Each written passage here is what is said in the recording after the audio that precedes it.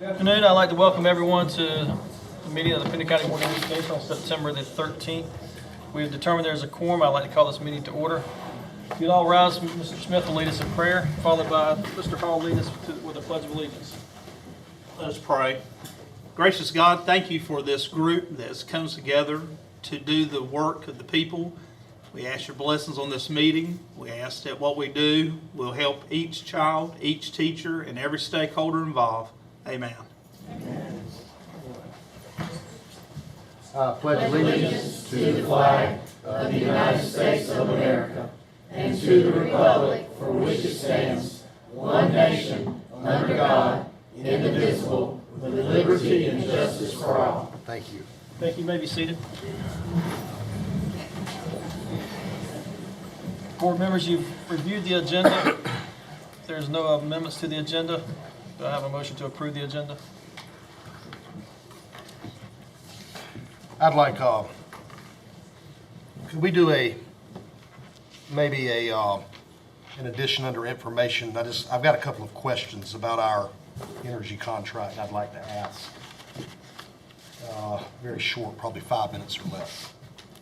So I'd like to make that a number 7.5.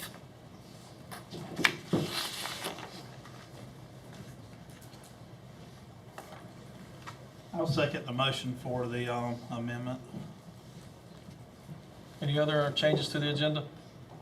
If not, do we have a motion to approve the amended agenda? I'll make a motion that we approve the amended agenda. Is there a second? I'll second. All those in favor say aye. Aye. Moving into recognition. Mr. Chair, we have some great recognitions tonight.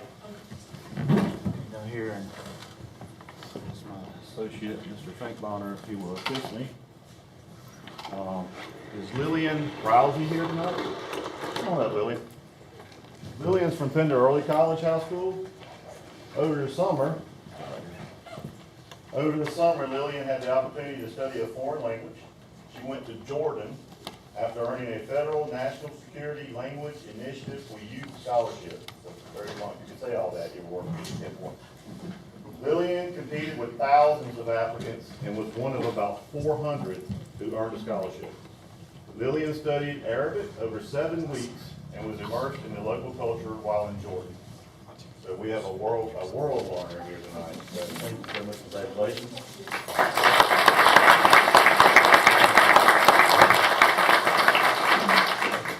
Your professor's here tonight. Mr. Brown. Your parents here? Yes. If you guys want to come up, we'll get a picture with everybody. Bring them on up here.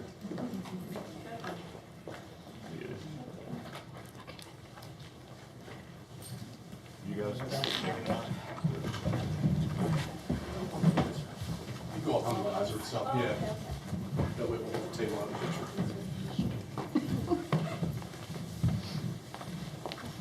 Hey, congratulations. Thank you.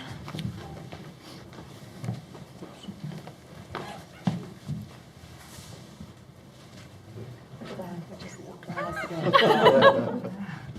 ready? 1, 2, 3. 1, 2, 3. Do you want one with just family? Sure. Look at that.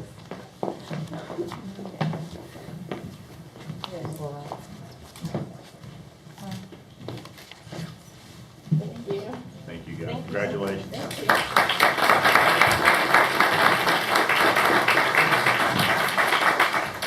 Madison Brewington. She comes up, she's also a senior at Pender Early College High School.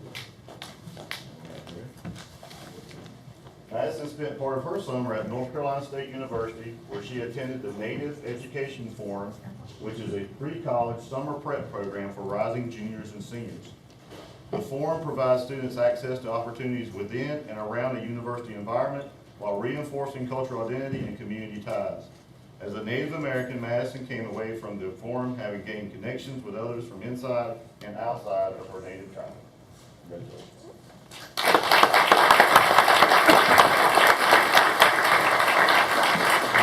Your parents here? You wanna bring them up? We'll get a picture of them. Come on, guys. Yep, yeah, come on around. All right, 8.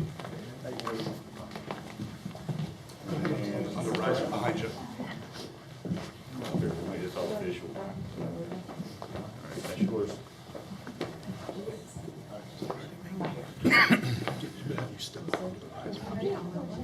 There you go. Just did it. All righty, 1, 2, 3, one more. I like. You want just mom and dad?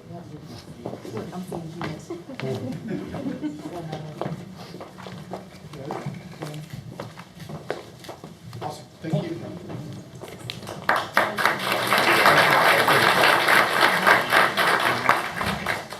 So there are some people we'd like to recognize that are not here tonight. One couple is Mr. and Mrs. Stevens Register. They were unable to be with us tonight. They're traveling out of state. But the registers provide a significant financial gift to Surf City Middle School. Ms. Heather, where's she at, Ms. Bridges? She said she would be late. Oh, that's right, she's got a football meal she's attending. But they gave an unannounced amount of money, this month, in the last few days, to Surf City. We wanted to recognize them.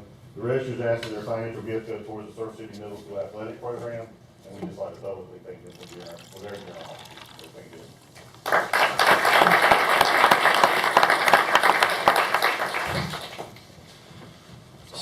Thank you, sir. So I have a couple of recognitions on behalf of the board and on behalf of the, we can. So we'll come back to that.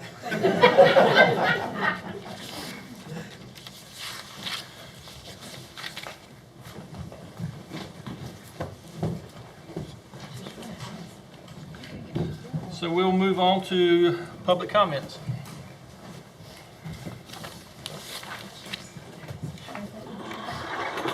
So I have a couple of words to say before we start calling public comments. The Pender County Board of Education welcomes comments from our parents, students, and community. The public comment period is open for members of the public, including parents and students, to voice compliments, concerns, complaints about performance of school personnel, implementation of board policy, the quality of education programs, or school facilities. Each person is granted 3 minutes for his or her presentation. This portion of the meeting is for the board to hear matters of interest from the public. However, obscene, vulgar, or profane statements and statements reasonably perceived to be disruptive, threatening to the orderly operation of the meeting shall not be permitted. So there is a timer on the wall, and we'll start with Wilson McGraw.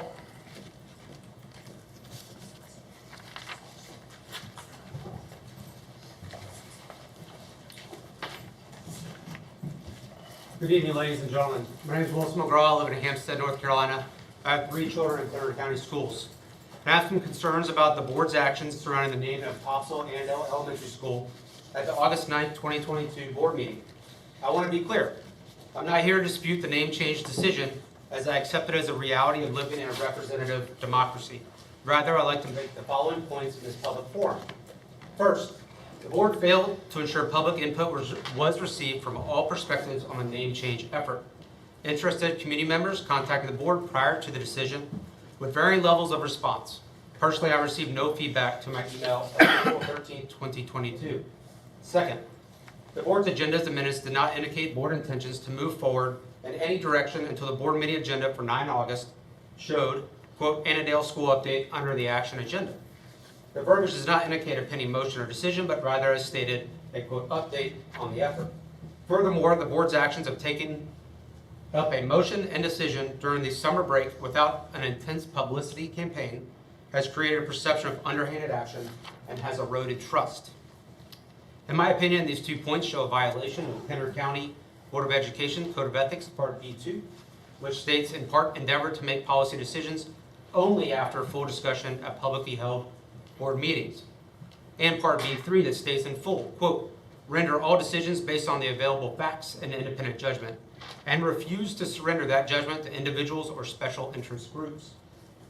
Finally, the board is bound by financial management and budget policy that states no money, regardless of source, may be expended without a budget resolution or amendment to the budget resolution. The 9 August board meeting recording clearly shows the board's unanimous decision to change the school's name without a plan of action or a plan of financing. All these should have been publicly presented to the board before consideration of a motion. Therefore, knowing that our children's educational experience is already supplemented by non-public funds, indicating that there are no extra public taxpayer dollars available, I ask that each member of the board follow the example with the naming of C.F. Pope Elementary School and to propose, second, and/or vote yes to a resolution that the Topsail-Annandale Elementary School name change be 100% privately funded. Thank you. Thank you, sir.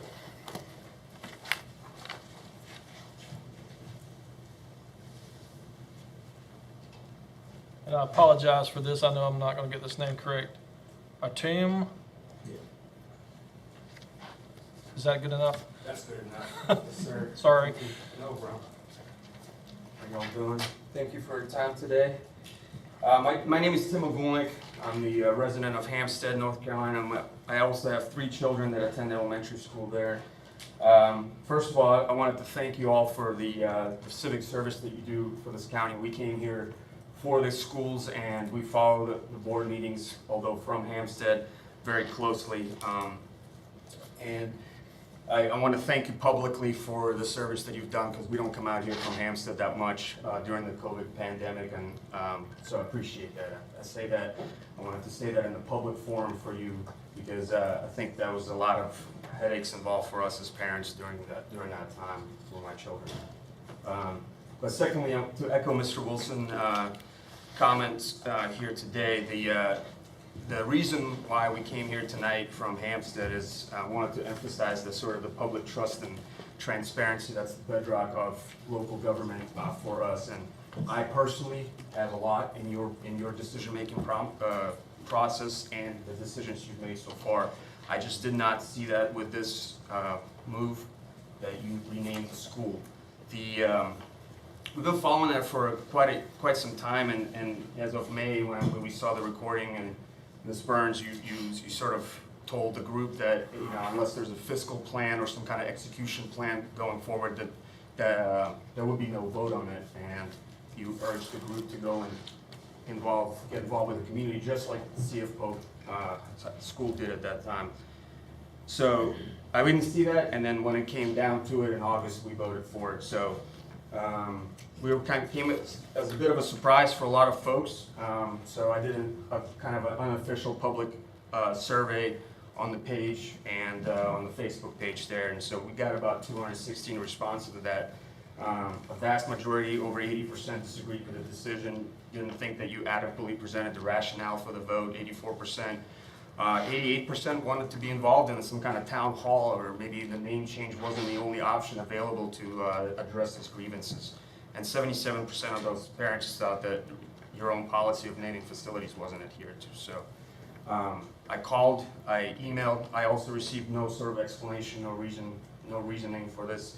We rewatched all the tapes of the public meetings. There was no case being made against it. So being respectful of your time and knowing that this was just one of many decisions, but one that kind of struck home with us and our children back home. So I just want to let you know in public that I did file a request with a public records request through the Attorney General's office to review any of the records of any other deliberations that were taking place, because based on the minutes, it just wasn't clear what the rationale was. So again, I thank you for your time, and congratulations to everyone recognized here today. Thank you, sir. All right.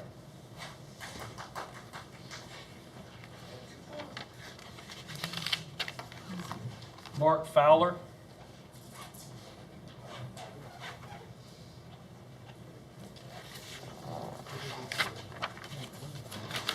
Good evening. My name is Mark Fowler. I'm the father of 2 daughters, a 3rd grader at Topsail Elementary School and a 7th grader at Topsail Middle School. First, I'd like to make it clear that I'm 100% in support of Wilson McGraw and Tim Ogulnik, who spoke before me. The name change of Topsail Elementary School was handled improperly and should not cost our taxpayers a dime. But I'm here tonight to address the air quality issues at Topsail Middle School due to the mold issues. As the Pender County Board of Education is aware, the vast majority of Topsail Middle School parents are not aware of the air quality study and its findings that was completed in January of this year. In that study, immediate repairs totaling an estimated $1.635 million. Yes, $1.635 million is required. The board members have been aware of the mold issues at Topsail Middle School for years, and as of 8 months ago, has received very specific, detailed, and contract study information. This matter is urgent. We're talking about the safety, the health, and the well-being of hundreds of children, teachers, and the staff.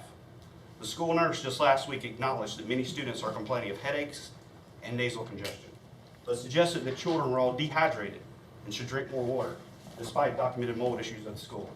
Long-term mold exposure can lead to life-changing sickness. Safe and clean air is a basic necessity. It is inexcusable that our students and staff are sent into unsafe conditions on a daily basis. My 12-year-old complains daily of headaches and congestion. Parents need to be aware of this issue, and furthermore, shouldn't have to decide whether or not to send their children into a toxic environment. I would remind the board that accountability is not only what we do, but also what we do not do, for which we are held accountable, or all accountable. This issue needs to be resolved immediately. Thank you for your time, and serve Pender County. Thank you, sir.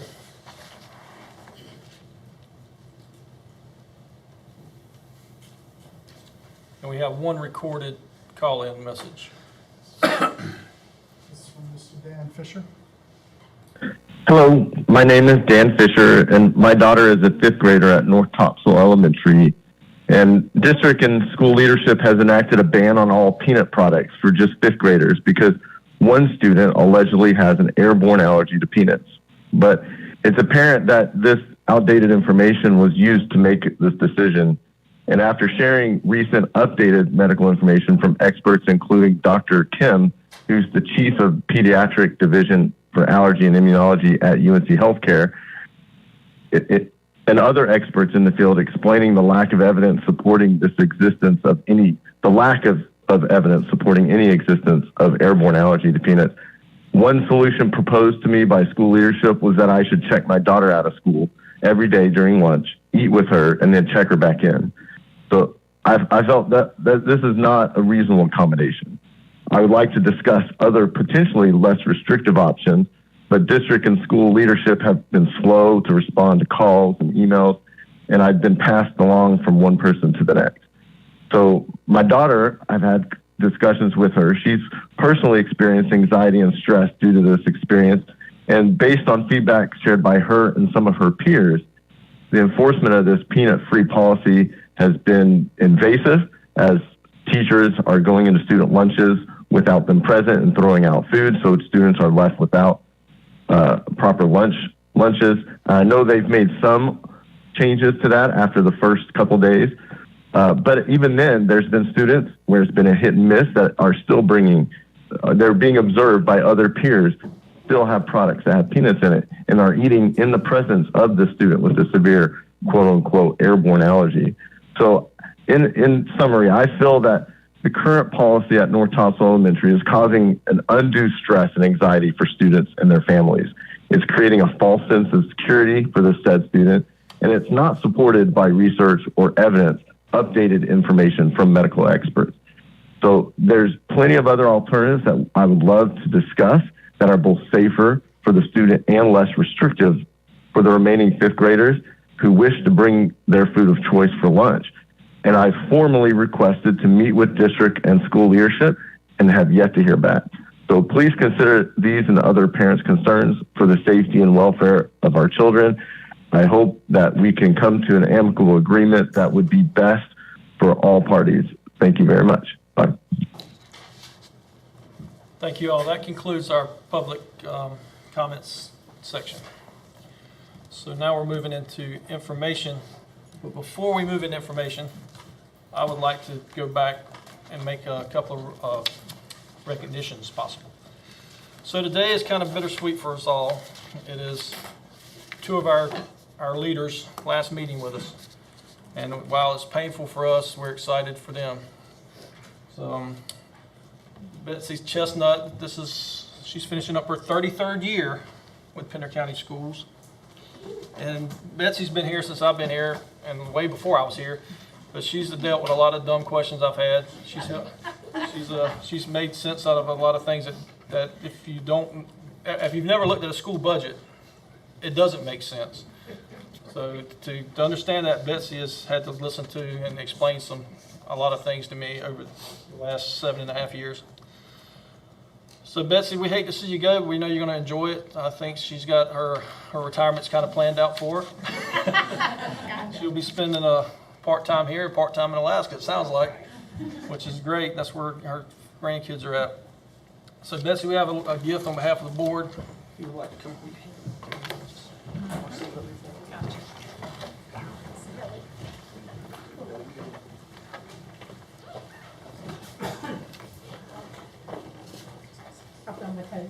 So Betsy, on behalf of us, the board, and the whole district, congratulations, and we're going to miss you. And, so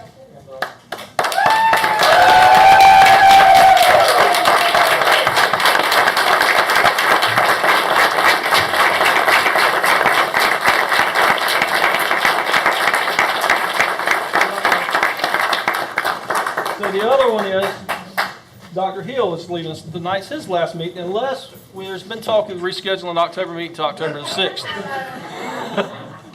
But if not, tonight's his last meeting with us, and I've been here, Don's been here with Dr. Hill since he came to us. We stole him away from Bertie County after a short stint there, and he has done magnificent things for us. He has grown the district. I mean, we've got success stories that I can tell because I've talked to some seniors that left school now and have gone into the workforce, and before they were constantly pressured. They felt they were pressured, just they had to go to college, 4-year college. And Dr. Hill kind of changed that mindset and has got several of our students that wouldn't have went to college and didn't know what to do. Now they're coming out of school. And we hope that continues, and we're going to strive to continue that legacy. So Dr. Hill, here is on behalf of the school board and the district, congratulations. I hope you enjoy it. Your time in retirement, I know you're not really retiring, you're going to work.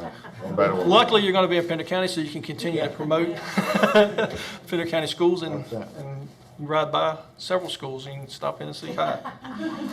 So never underestimate the difference you've made in the lives you've touched. Happy retirement from Pender County schools.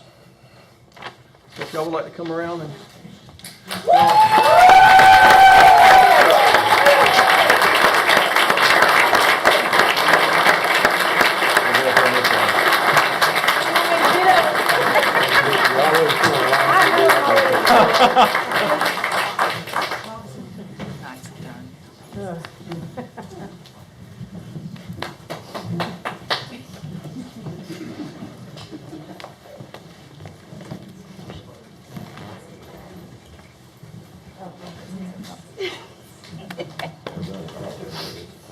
I know, It took 30 years.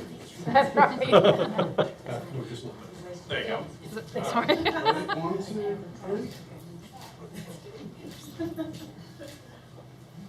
We'll get 1, 2, you get, please. Certainly. Yeah. Yeah.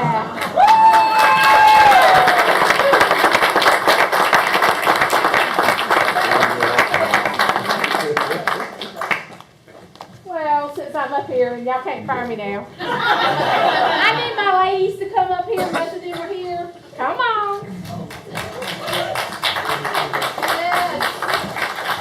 I'm going to tell you where I've worked 33 plus years at Pender County Schools, and I've had many, many teams of ladies I have worked with, and these folks right here, I'm leaving them in Lisa's capable hands, and they are a super group of people to work with. And although it's very good for me to leave, I know these folks are capable of doing what our county needs to keep our folks going. And I want to recognize them too, because it's all because of them.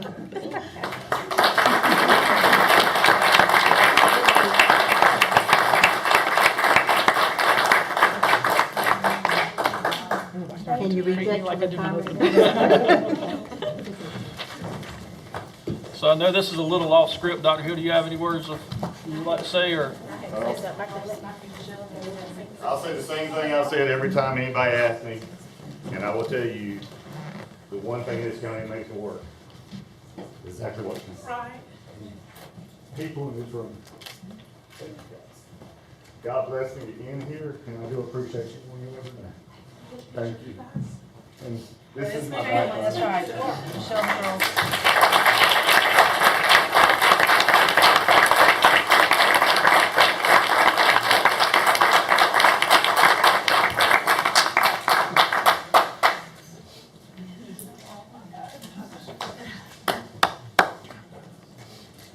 So y'all get to have him for a little while now. Thank you.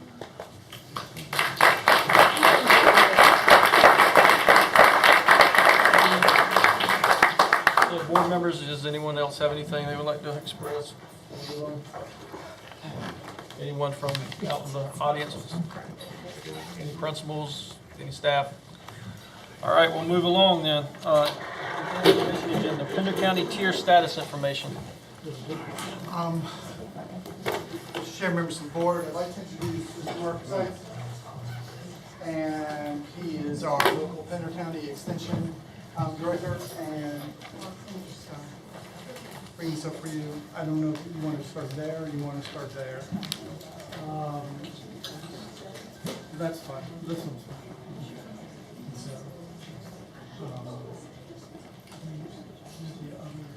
and then the other one, escape it, it's gonna be right there. Let's start with this one. And so we'll let you drive. And the only thing we need to do is hit that down button. All right. We'll advance the slide by slide. If you don't mind, I'm going to pull this off to the side a little bit so I can see the screen and talk. Good evening, I'm Mark Seitz, I'm the County Cooperative Extension Director here in Pender County. I work for North Carolina State University, but our office is right here, just down the street, here in Berghoff. We are part of 100 extension offices across the state. And our mission and our mandate is to provide information to people in the counties, research-based information that's developed on the campuses of the land-grant universities across the United States.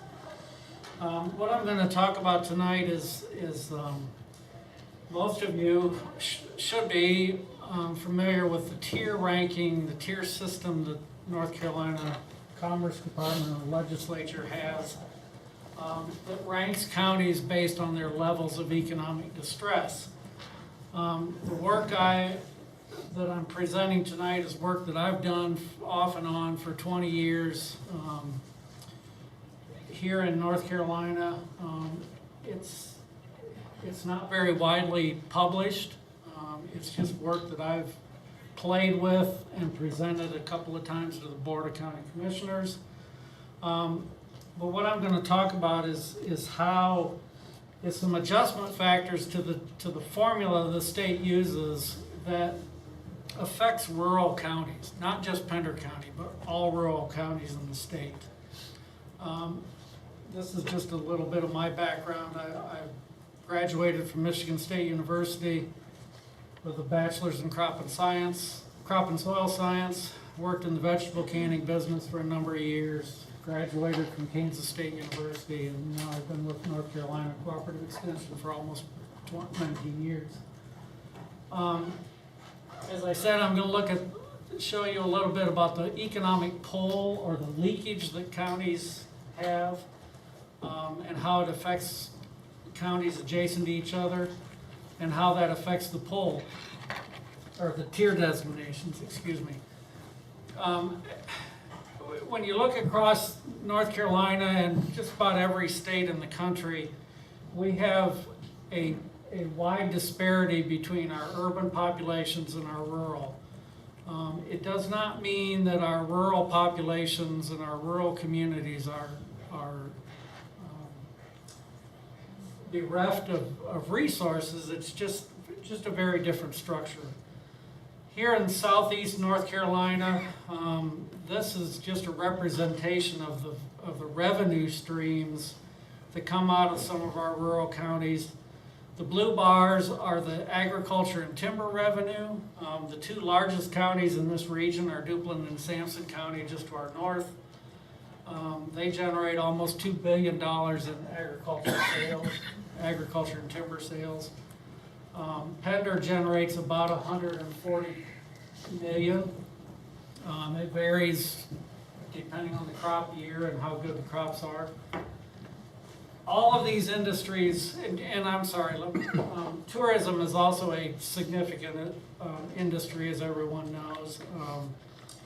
In Brunswick, Carteret, New Hanover County, they're big industries.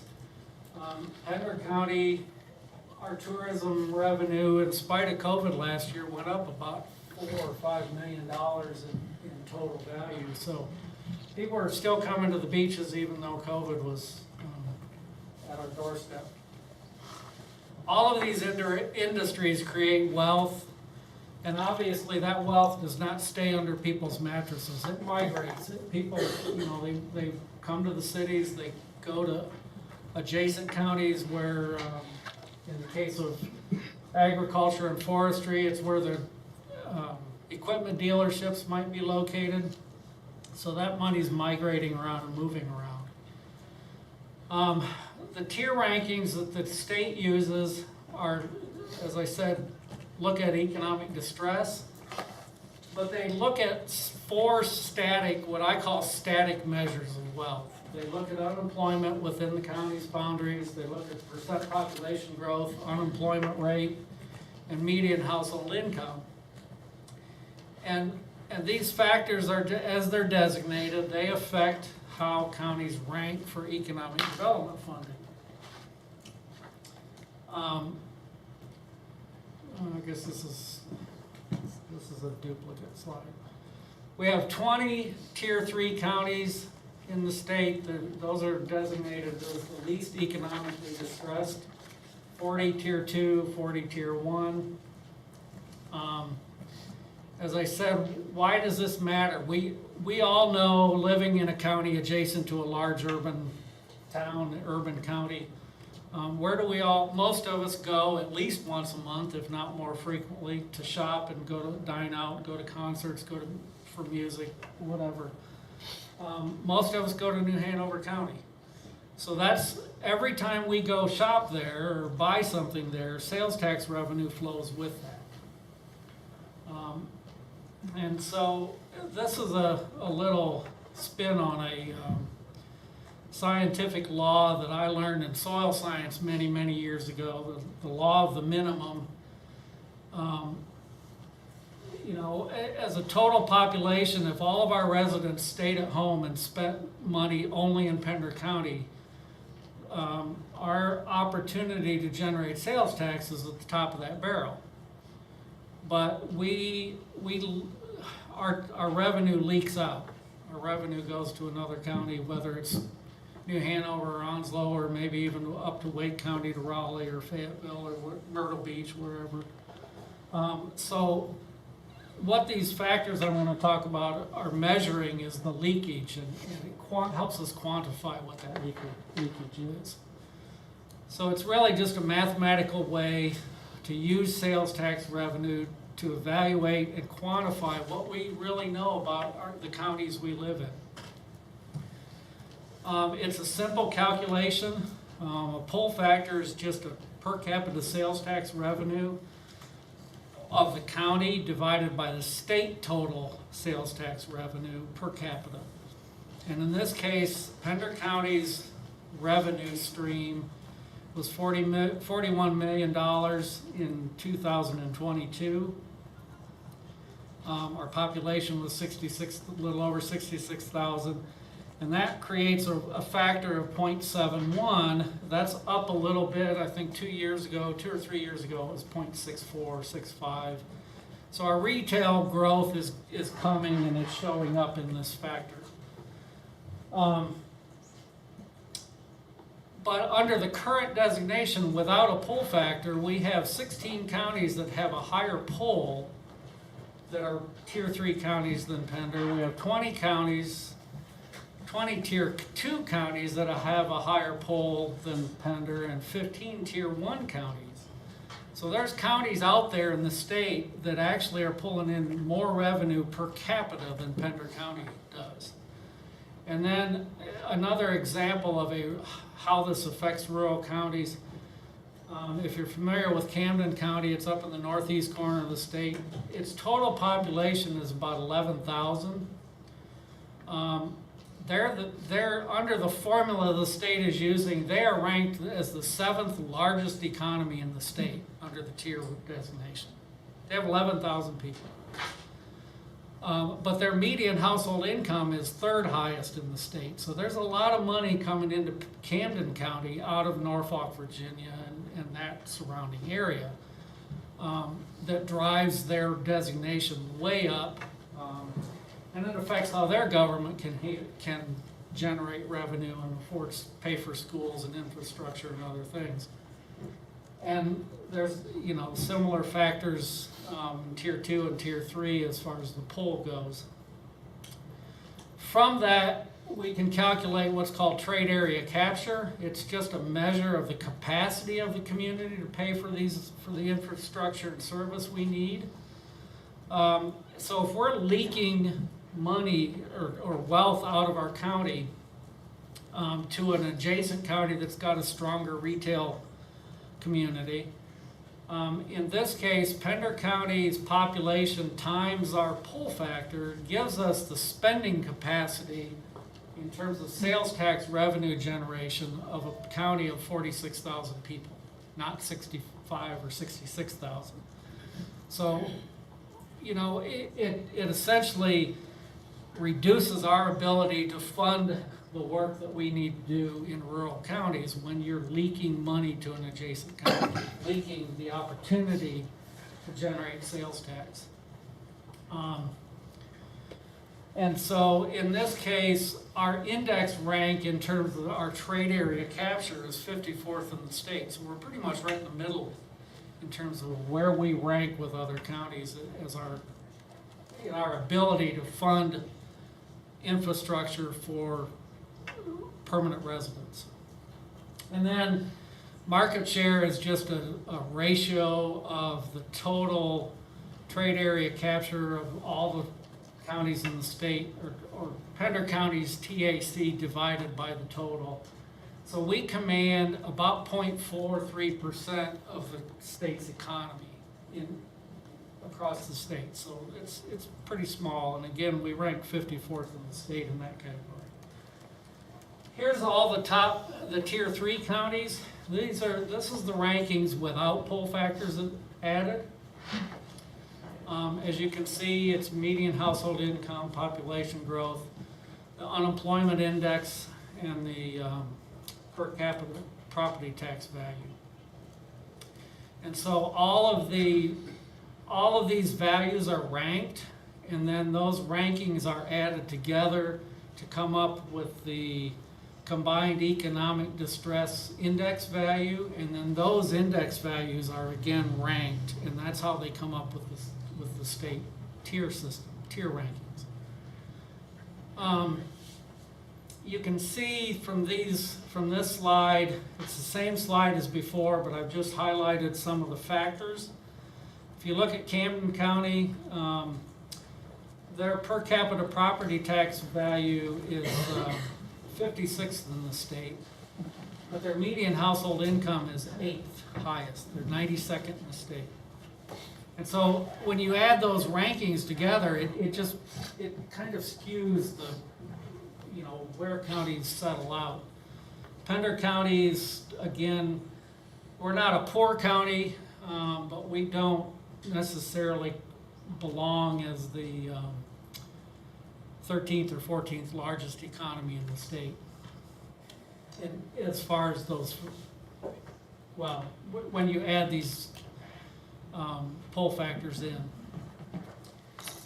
This is the same tier ranking, or this is the top 20 counties that would be classified as tier 3 if the poll factors were added in. And you can see, let me go back, New Hanover is 17th. It's almost the bottom of the tier 3 status. When you add poll factors, New Hanover County jumps to about 6th. And just intuitively, we all know how strong of an economy New Hanover County is. I'm not here to say these factors have to be added or that they're the answer to all of our problems. But again, these are just tools we could use to do a better job of assessing where counties are and where we stand in relation to our neighbors. And these factors, again, are using median household income. One of the things that we could also look at is per capita household income instead of median. It changes a little bit the rankings and the indexes, and it moves a couple of counties up. One of the things I'd like you, I wish I had a pointer, I don't, but about midway, I've got Dare County highlighted there. Dare County is another small county, but their pull, because of the Outer Banks and the tourism draw they have the highest pull in the state. For every dollar, or a pull factor of 1 means your county's not losing revenue, it's not gaining revenue, it's pretty much holding its own. Pull factor above 1 means you're pulling money in, below 1 means you're losing. Dare County's pull is 3.25. So for every dollar in sales tax revenue that their permanent residents generate, they're pulling in another $2.25. Pays for a lot of infrastructure, pays for a lot of roads and expansion capacity for the traffic they have to deal with. So if these pull factors were added to the current formula, we would see 3 counties drop from Tier 3 to Tier 2 in this current fiscal year's assessment. Last year, it would have been 5 counties would have shifted. And equally, we would have 3 counties move up from Tier 2 to Tier 3. I think the shift between Tier 2 and Tier 1 is 10 or 12 counties. There's a lot more shifting just because there's more counties in those categories. But as you know, as board members and people that are looking at the economics of the county and trying to apply for grant funds and those these tier rankings have an impact on what we qualify, what any rural county qualifies for in terms of applying for grant funds and rural development in our smaller schools. Like I said, this year it's 10 counties move up from Tier 2 to Tier 1, or move down. 10 counties move up from Tier 1 to Tier 2.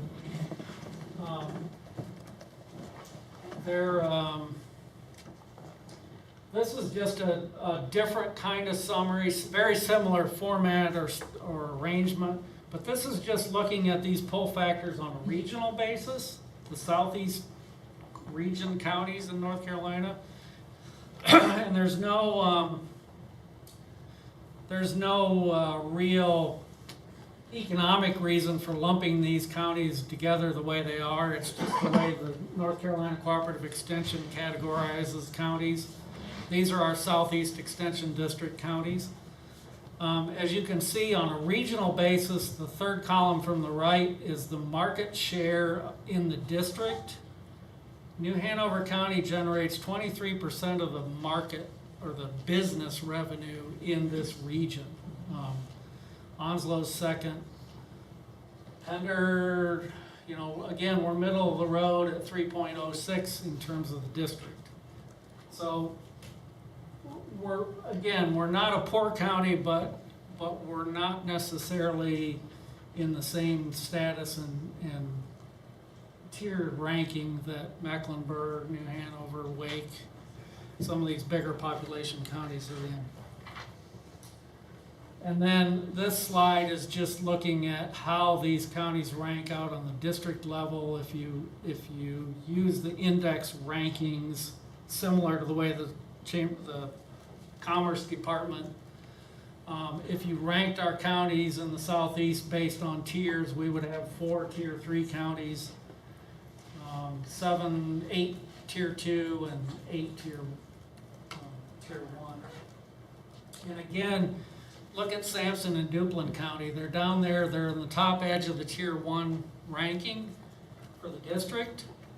But remember, again, they're generating a lot of agriculture and timber revenue that is helping drive some of these numbers. So in summary, as I said at the beginning, legislation determines these factors. The pull factors would, if they were added, they merely reflect the retail strength and the mobility of wealth between counties. And in terms of where our top 5 Tier 3 counties would be if we looked at them with the pull factors, Mecklenburg, Wake, Durham, Buncombe, and New Hanover generate almost 40% of the state's business. And I think intuitively, we all know that. I mean, it's not a stretch to say those are our biggest economies. And so they should be Tier 3 counties.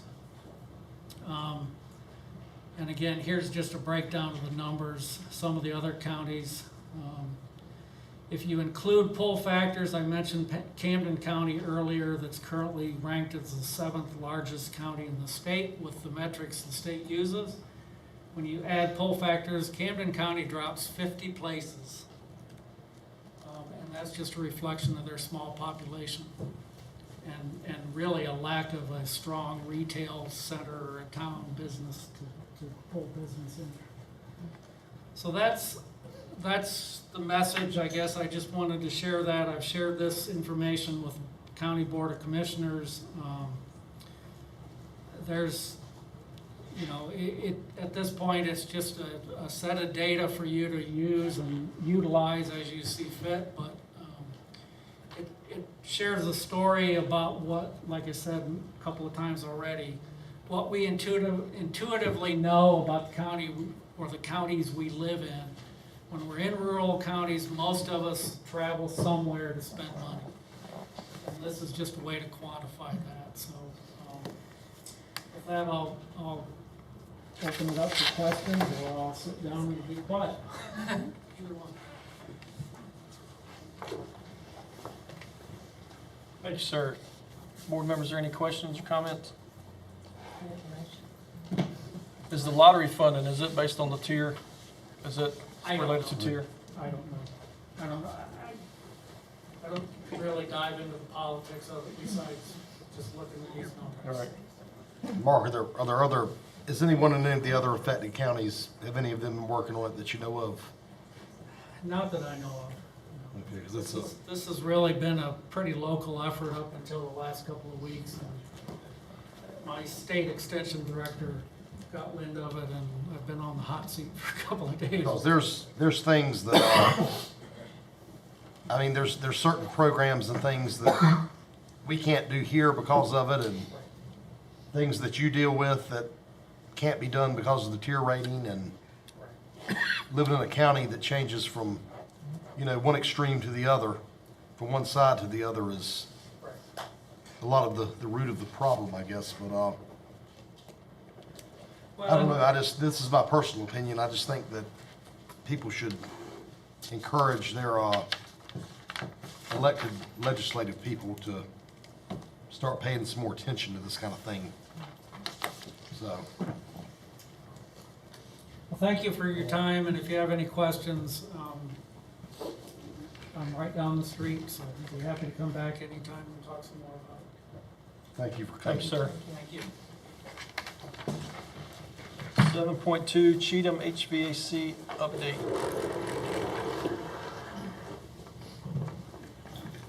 Good evening, ladies and gentlemen of the board. Tonight we have Mr. Ken Lynch to provide another update regarding the HVAC assessment across the entire district. We'll turn it over to him. Good evening, thank you for your time. Just wanted to update the board. Last week we forwarded our information. Cheatham & Associates is doing assessments of all your school buildings' HVAC systems. So we continue that process. Last week we sent forwarded information that has been updated since the last board meeting when we shared information with you. So as part of that, we shared our schedule of where we are on the projects, going through all the schools. We're down to, going to go to Pender School tomorrow. That'll be the last one for us to look at. And then it's to me to finish up the reports, writing those assessments, coming up with recommendations for what we think HVAC-wise needs to be done, and try to attach some budget costs for each of those recommendations. Our goal is to be done the end of September, and then we're going to meet with Michael Taylor and his group to try to work through all these bits of information and try to prioritize things based on the budget money that they have available for this. We're working on, I haven't shared it with you yet because we're just building a spreadsheet of all these recommendations per school with the cost. So eventually I'll get that to you. We've also, I know my assessments are long, lots of information, so we've tried to keep updating our recap document that tries to very briefly go over what we're thinking is needed for each of the schools. That's where we are as of today. Do you have any questions or comments that you want to share with me at this time? So you think the end of this month you'll have all the prices, figures? Because longer, this thing seems to have drug out a lot longer than anyone ever thought it was going to drag out. I mean, from my standpoint.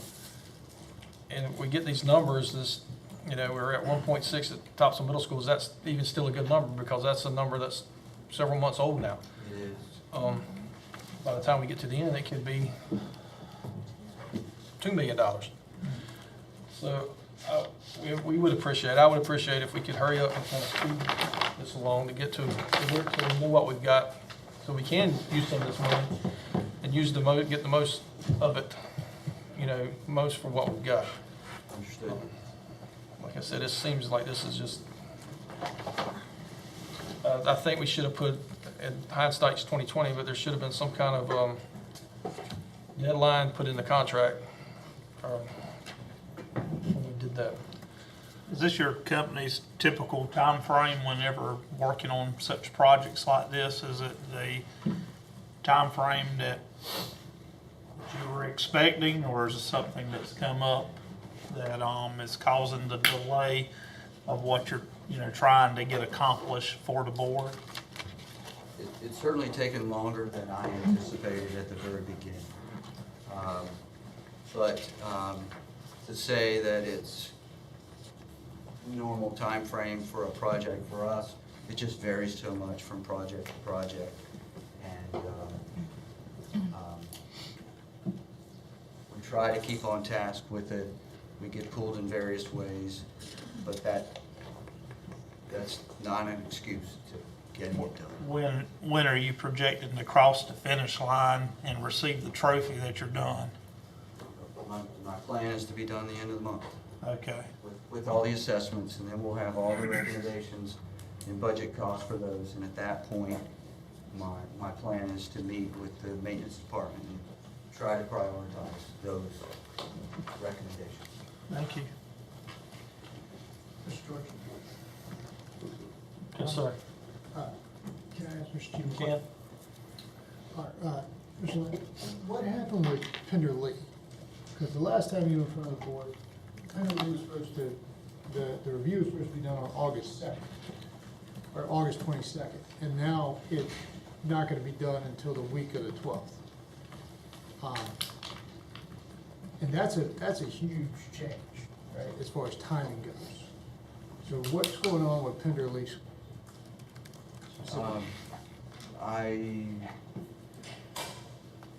What I can say about that is that we have shifted the order in which we were doing some of the schools around, and Pender Lee has shifted to being the last one.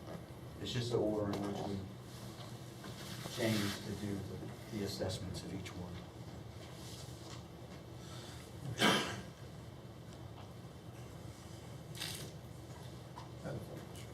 Any other board members? Was that because Pender Lee was newer and in better shape, and you were trying to get the schools that were maybe a little bit older and in more need of repair? That's what we believe, Okay. since we haven't been to Pender Lee yet, but that's what we understand and anticipate for Pender Lee. So we were trying to do the other ones. We were moving them around. Understood. Okay, thank you. Anything else, board members? Thank you, sir. All right, thank you.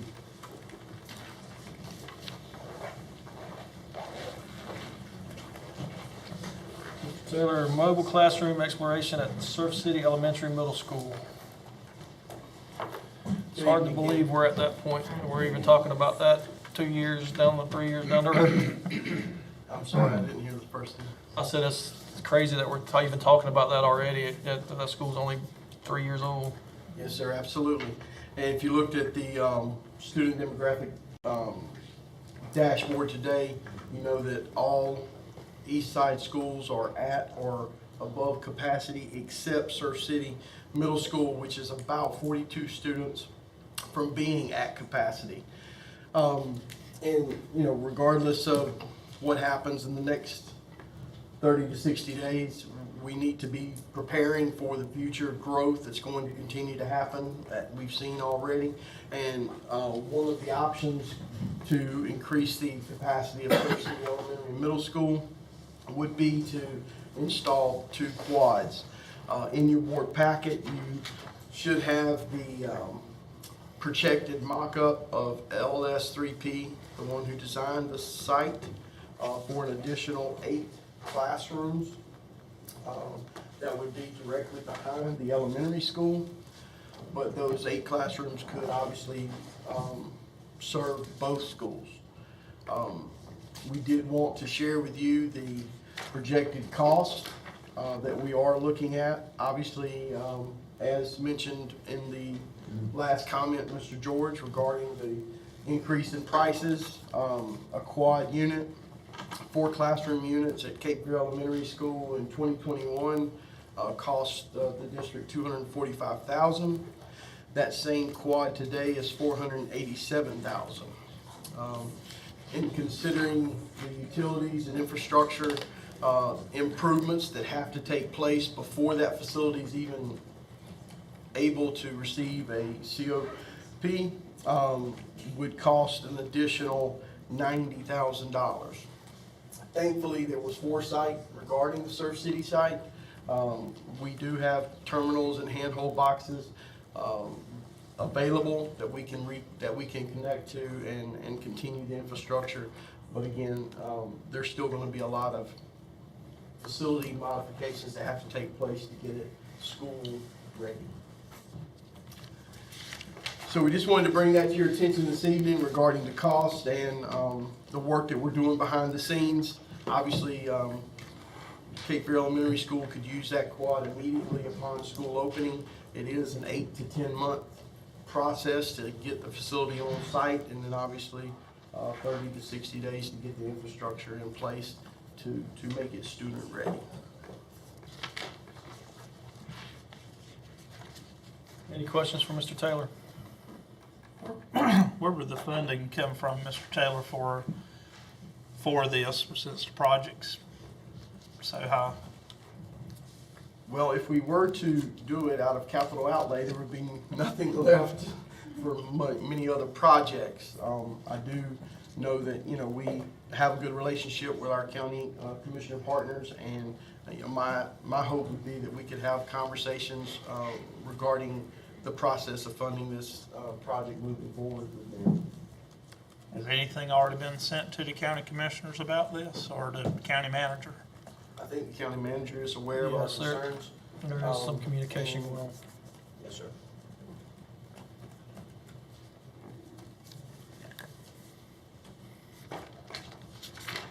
Any other questions, board members? So this is one of the few sites on the east side that we can even set a mobile unit on right now, correct? I That mean, is everything else correct. is pretty much. Yes, sir. loaded.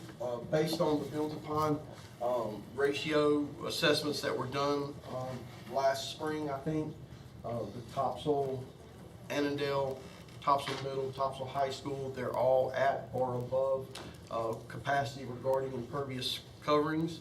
We do have some room at North Topsail and South Topsail, but Surf City is another, as you noted, or as you can see in the mock-up, we can put up to 8 classrooms on those sites.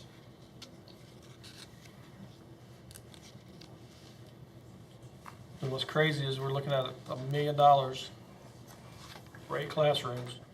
Yes, sir. And the addition at Pender Lee on the architectural thing was 800 and some thousand for a brick and mortar. And we're building a modular school. That's just insane. Yes, sir. Thank you, Mr. Taylor. Sir. So, hopefully we'll have some kind of direction by our October meeting.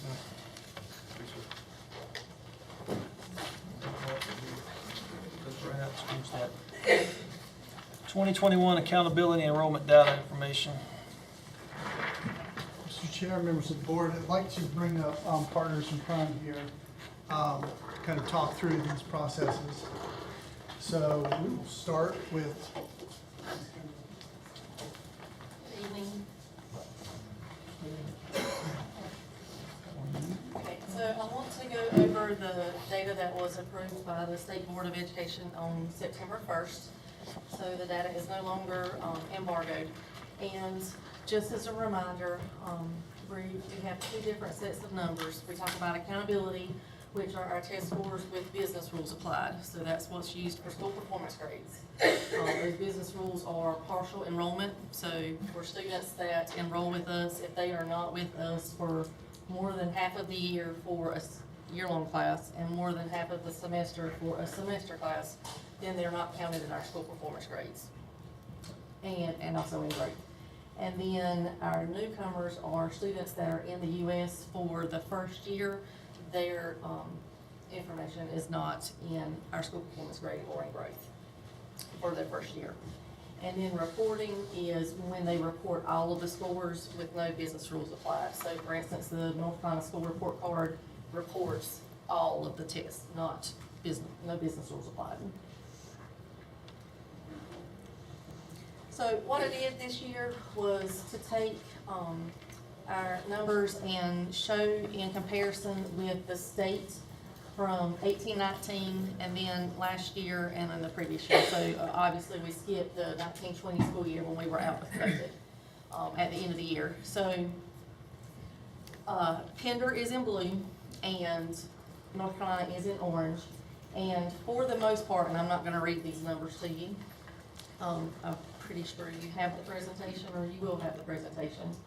I have on this slide, just if you have just EOGs, so that's grades 3 through 8, math, reading, and science. For EOCs, those are our high school courses that are taken at the middle school and high school. And those are English 2, Math 1, Math 3, and biology. And then for overall scores, that's when you combine the EOGs and EOCs together. And you can see that we are consistently staying above the state averages. Our cohort graduation rate, that is our number of students that are enrolled in our high schools that complete their high school degree in 4 years, and then if they don't complete in 4 years, we have the 5-year cohort graduation rate. And for any student that moves out, transfers elsewhere, regardless of where it is, if we keep track of them like we should, then those are removed from our cohort. So for instance, there were actually 865 students in the cohort, but only 707 were actually in our denominator because we had evidence for the rest of them that removes them from the cohort. So you can see again, we have continued to rise for the 4-year graduation rates every year since I've been here, and this is 7.5 years. So that is really good. And the 4-year cohort graduation rate is included in the school performance grade, but not the 5-year. And if you have a question, just stop me. I know I talk fast. For ACT and work keys, this is the testing percentages just for the individual test. And you can see the ACT is on the left side, and those are all of the students in 11th grade based on who is in 11th grade when they pull the data in March. And the numerator is the number of 11th graders that meet the UNC minimum composite, and that just was moved up to 19 last year. It was 17 as the composite, but then it was moved up to 19, and because the school systems have to follow what the colleges do. They had to raise it to 19 this grade last year, so it was not a transition year for us at all. And then Extend 1 students, which are our self-contained students, are not included in that proficiency. And then WorkKeys proficiency, those are our seniors that are completers in CTE, and that denominator is only the completers. So your students that do not complete a CTE pathway do not count in that. And then, of course, the numerator is the proficiency, the numerator for proficiency is the number of graduates who earn a silver, gold, or platinum certificate. Bronze does not count as being proficient. EL Progress, those are our students that are in our English as a Second Language program. Those are based on their access test results, and they have to have 2 data points in order to show if they meet progress or not. And they also are supposed to exit within a certain amount of time frame based on their initial score. So for, if you see when we were at 38.6 in 2018-19, then they changed the test, and that's when we took a dip.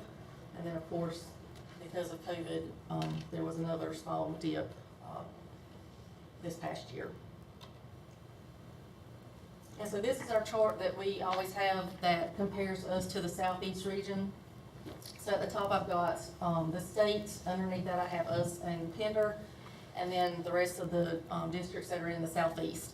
And if we were above the state, I made it green. If we were below the state, I made it red. And you can see across the board how we compared to other regions, other districts in our region. And on the second one, actually ranked them in order. So New Hanover, when you look at the overall indicators, New Hanover was above us by 1 block. So we would be second in the region when you look at it overall.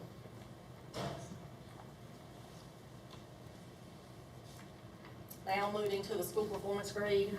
The school performance grade uses our grade level proficiency scores, and so those are students that score a level 3, 4, and 5.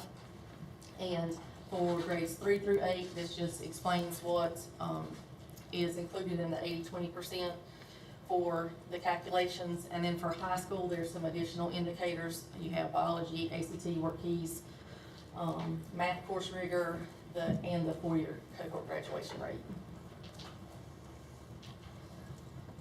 Then in addition to that, based on what the grades are and if they met growth or did not meet or exceeded it, then we have designations of low performing schools.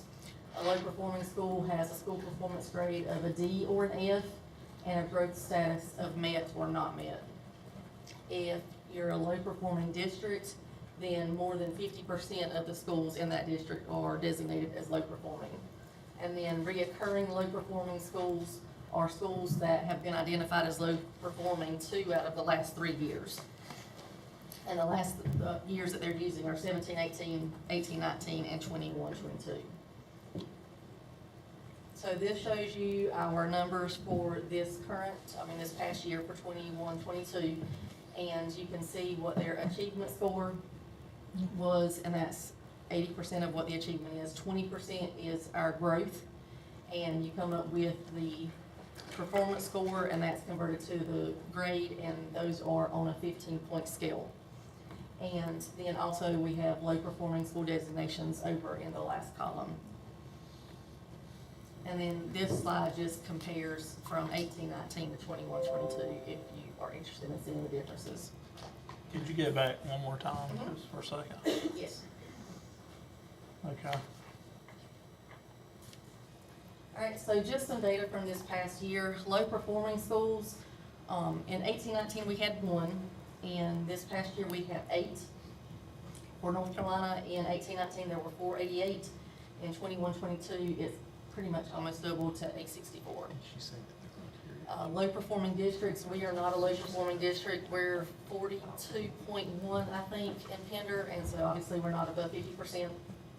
And North Carolina had 10 low performing districts in 18-19 and 29 during this past year. Let me stop you before we go farther. So is the criteria the same, or has it changed along with all the COVID stuff that's happened? Do you mean for how it's calculated? Yes. No, that has stayed the same. The Nothing has proficiency- changed at all. Someone told me that some things had changed about it, but maybe I was just misunderstanding. So, well, we've switched to new tests, but that was before COVID.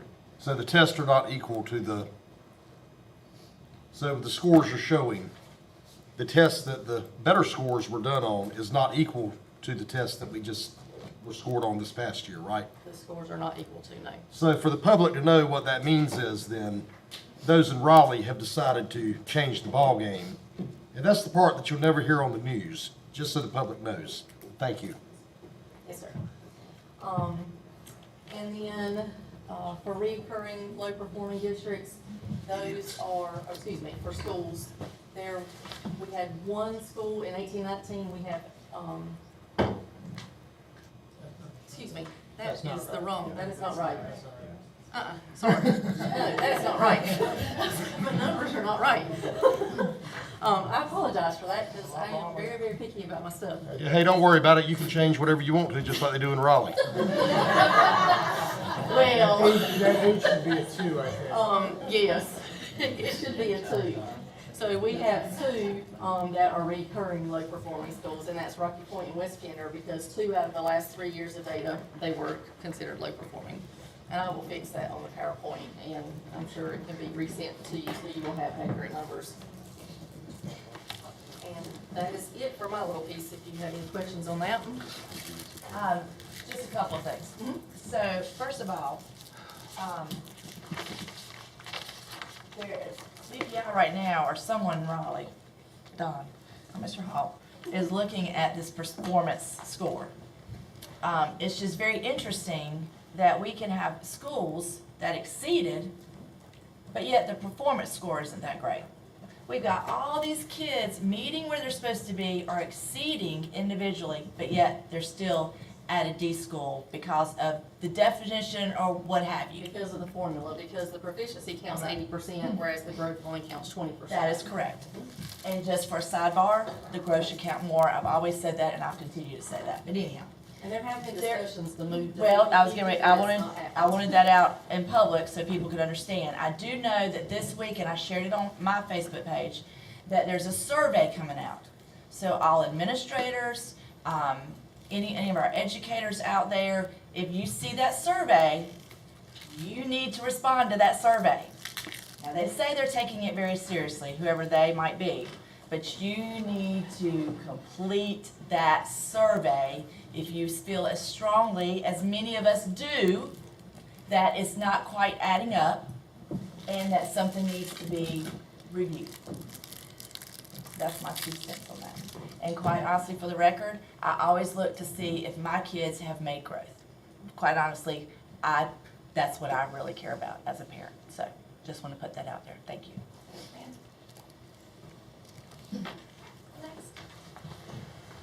So this information is specific to enrollment, projected ADM, and actual in K-13, including the early college, plays into not only some of the data discussion, but also will play into what we're dealing with that Mr. Taylor had spoken to about having to put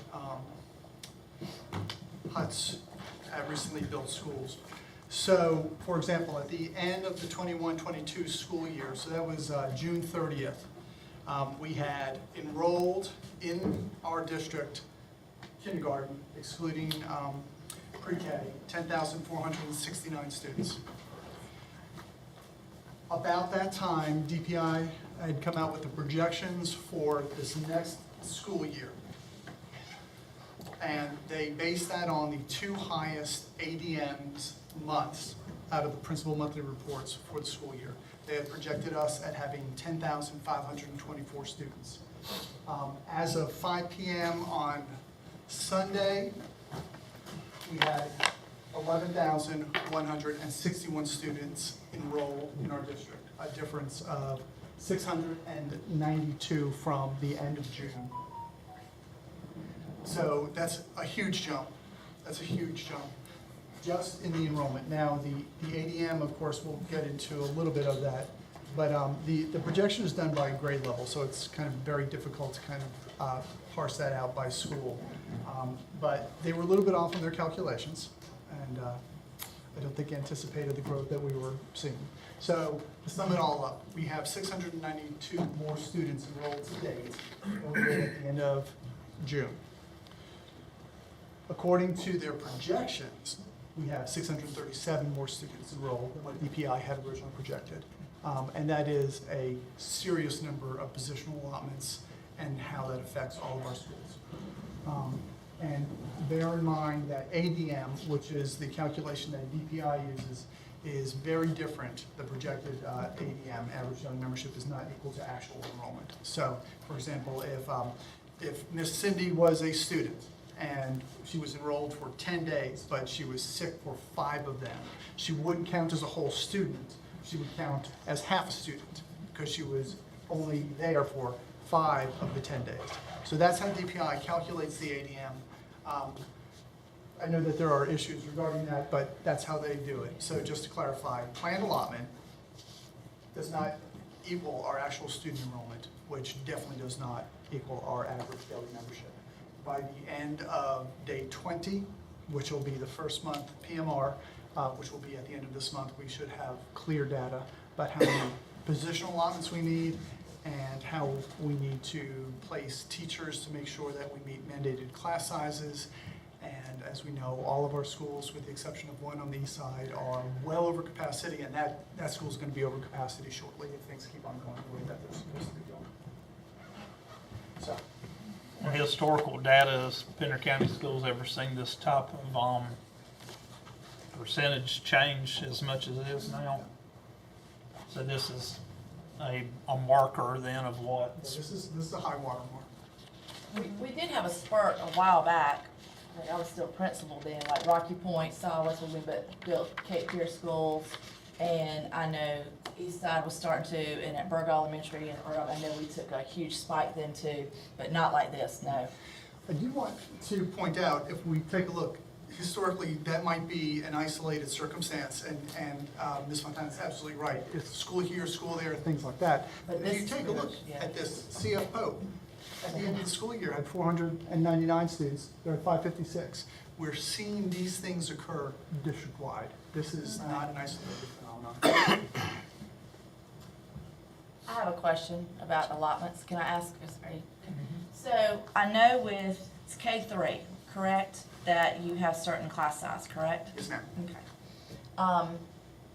And I know that's pretty much when they get over a certain amount, we have to do something. It shall be done. That's a shall be. Correct. But in the other grade levels, it's not a shall it's not a shall, it's a you should kind of thing. But when you've got class sizes, I mean, I know Topsail High. I can't even imagine those teachers, those schools must be sleeping really good at night, these teachers, because I can't even imagine how you function there with all those kids.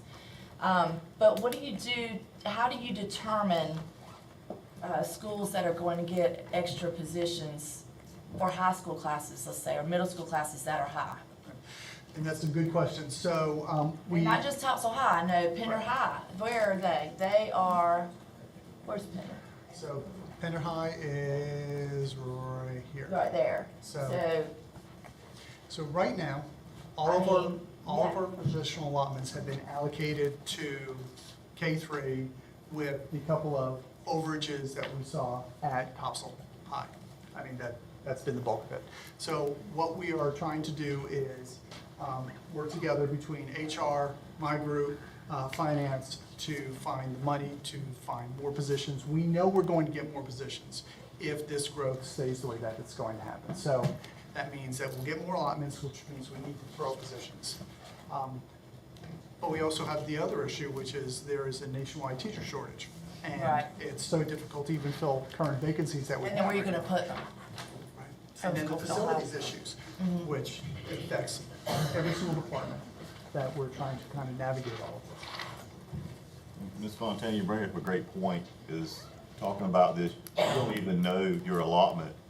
So this is September, we still don't know what our allotment exactly, because what Dr. Blumenreich just described is, the state doesn't tell us really what they're gonna give us until well into the year. Right. How do you hire teachers already a third into the semester? So it's a crapshoot in the summer. We try to guess. I mean, literally, that's what we're doing in the summer, trying to figure out what we think is gonna happen. So it really is a weird mathematical situation and some magic formulas that come into play here, and that's what's hard for the public to understand. You know, we're trying to make guesses at a budget because the way it's calculated is really not, you're funded every how many kids enroll, you're funded. That's what I think a lot of people believe. Obviously, it's a big different story when you get down to the brass tacks and how it's actually happening. What are we looking like right now in some of our high school classes? Just start throwing them out. Who are our high school principals? What are we looking at?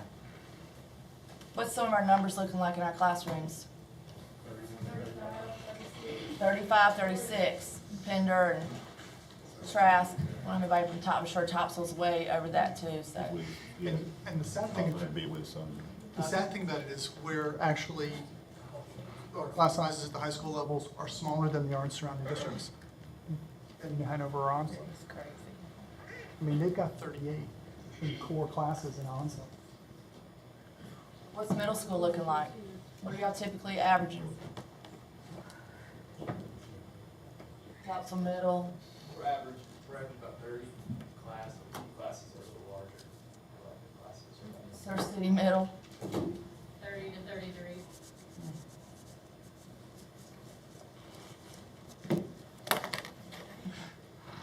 So what is the, Dr. Blumerant, and whose fault does this fall upon? Is this Pender County Schools?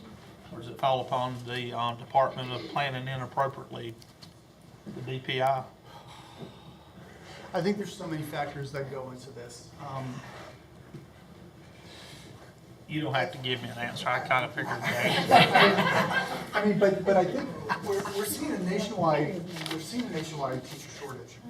And I think that So who should the public contact then if they're concerned about little Johnny and little Sarah being in a class with so many? I mean, should they contact their state representative? I mean, how does, okay. I think, Just curious. I think that would be a good start.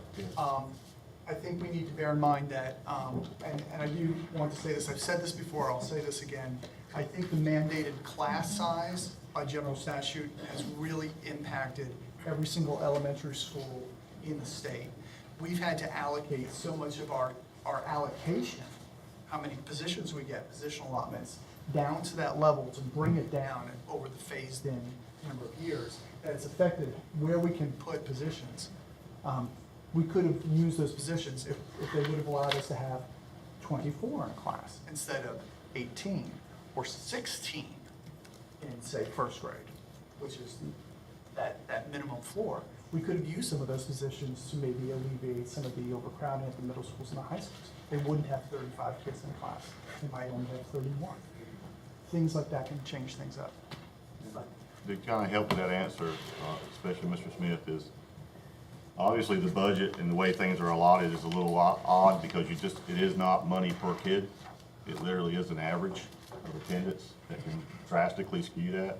But on the flip side, the legislature called in with say funding buildings is a local government problem. You've been told that. But they pass laws that affect your ability to manage your buildings over and over and over. Key point is what Dr. Blumenlight's describing, which is the K-3 law that says you can't have over 18 kids in a room. Well, where's the additional funding to build buildings to expand the school? Because if you do that, you're obviously expanding your school. I mean, it doesn't take a rocket science to see step one, step two. And so that's how we get here. So you can't just say it's local problem. It is a state problem. It's a state issue. We are looking at they put a bond, there can be a state bond that funds schools. It has happened in the past. They do have a grant system up now, but they have over $1 billion being asked for by the districts in the state. They have $300 million to give out. It costs us, what are we looking at? Almost $100 million to build a couple of schools. I mean, it doesn't take long. If you had to be a top 3 on that list of 115 people to get any of that money. So that's just basically a symbolism type thing. There really needs to be an in-depth study and funding of the public school system in the state of North Carolina. There is a failure at the state level.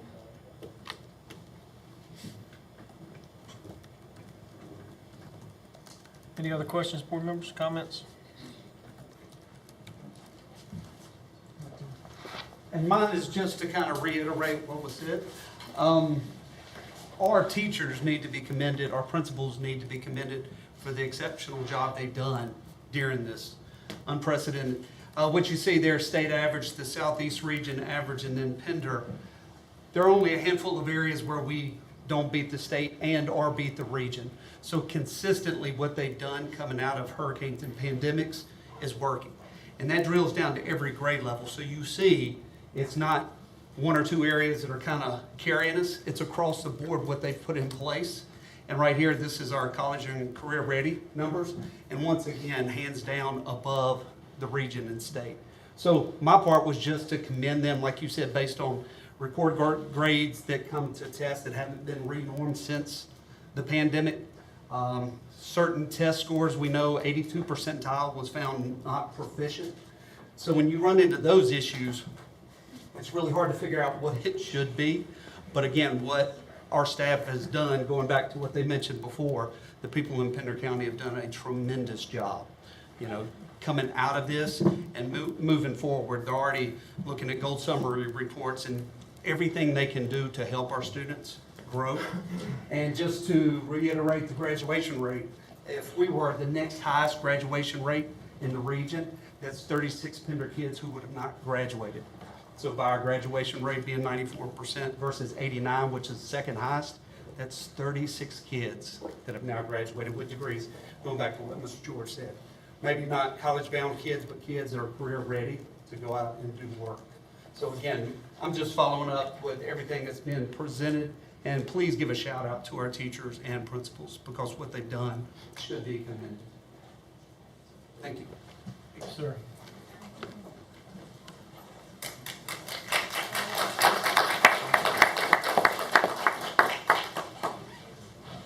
We're at 7.5. I was trying to read my own writing. That was Mr. Hall's addition. Yeah. I'm assuming, Mr. Taylor, you're gonna have to be the would one you come up? caught off guard? One thing that I forgot to ask you a minute ago, and I want the public to know, these quads that we talked about the last time you were up here, Yes, sir. the older units, AKA huts that we have, the vast majority of them, by law, cannot be used for what we're doing at this time, right? Because of ADA things, bathroom. We do have to work harder and install more of the utilities and things that I mentioned earlier. And that's why they do cost more. Okay, because the reason I The say older ones do have to be retrofitted to the new standards. because there's apparently several of them that are unused around the county is the concern that I hear. Yes, sir. There are a couple that are unused. But so, there's no way to use them instead of spending $1 million to, Some of them actually can't be relocated. Because if you actually tear them apart and reset them up, yes, then we have new standards we would have to meet again. so they wouldn't be grandfathered anymore, That's right, basically. yes, sir. Okay. They would not be grandfathered. All right. Yeah, thanks. I meant to ask you about that a minute ago, but, for so for this item, 7.5, this energy company that we use that is supposed to save us money or whatever they're supposed to do, Yes, sir. Synergistic. I've never been very keen on that idea myself, so Yes, sir. I'll admit that to start with, but, so a lot of times I hear that, people will go into buildings and, it's too hot, too cold, whatever, wintertime too cold, summertime too hot. It promotes things like mold growing, probably, you run your AC or whatever to take humidity out of the air to stop things like that, and, we all know what kind of mold issues there is. So, I guess, is there, and I know you're new at this, you haven't had much time to check on these people yet, but Yes, sir. is there some kind of a way that, and they've presented us before with amounts that they claimed we had saved money-wise and so on and so forth, but, it's kind of like if you turn your air conditioner off and your house gets up to 90 degrees, and then you got to cut it on when you get home to make it catch up. Did you really save anything? my guess is no, but same thing probably applies here, but, I just think that we need, to kind of check out these people. And, cause what looks good on paper doesn't necessarily work in real life. I mean, I can write down some facts and figures for anything I want to show you, here everybody, this is good, but, you know, with not much to back it up, but,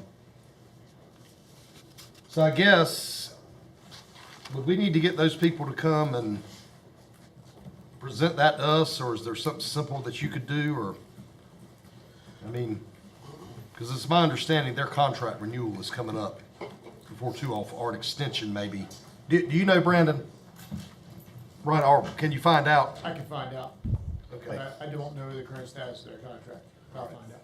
It was all. December 31st, 2023 is the end point of that contract. There we go. And I do know that there are competing thoughts, schools of thought regarding what you mentioned. And I can do some research and provide that information to the board for your review. And we can dig deeper into the concerns that are being shared with you, as well as those two different schools of thought regarding energy conservation and equipment conservation. I mean, if they're, hey, if it's good, then good. I'll be quiet about it. I don't want to take a chance on, okay, great, we saved $5,000 at this school for a year, but yet, okay, y'all, now we got to spend $500,000 to clean up a mold problem because of it. Yes, sir. That's my biggest thing. The second thing is, you know, when you get to school at whatever time you're supposed to, or work or for staff, when you get there first, you know, it shouldn't be 90 degrees inside the building on Monday morning. That's my, you know, and I know there's control, and I know that not everything is ever perfect. It's never going to work that way, but I'm just concerned that we're not getting what we're supposed to get out of it. But I could be wrong about that, and I don't want to call them out until I see it in person.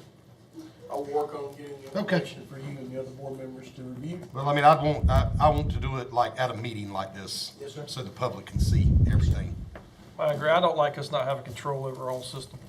I don't like sitting in here, it's not bad tonight, but we've been here and we can't get up with the guy that's got the magic combination to turn the air conditioner back on. We're sitting here and it's turned up to 90 degrees. And I've been at sporting events at the high school and sitting there and they've got those collapsible ducts and all of a sudden the duct goes flat.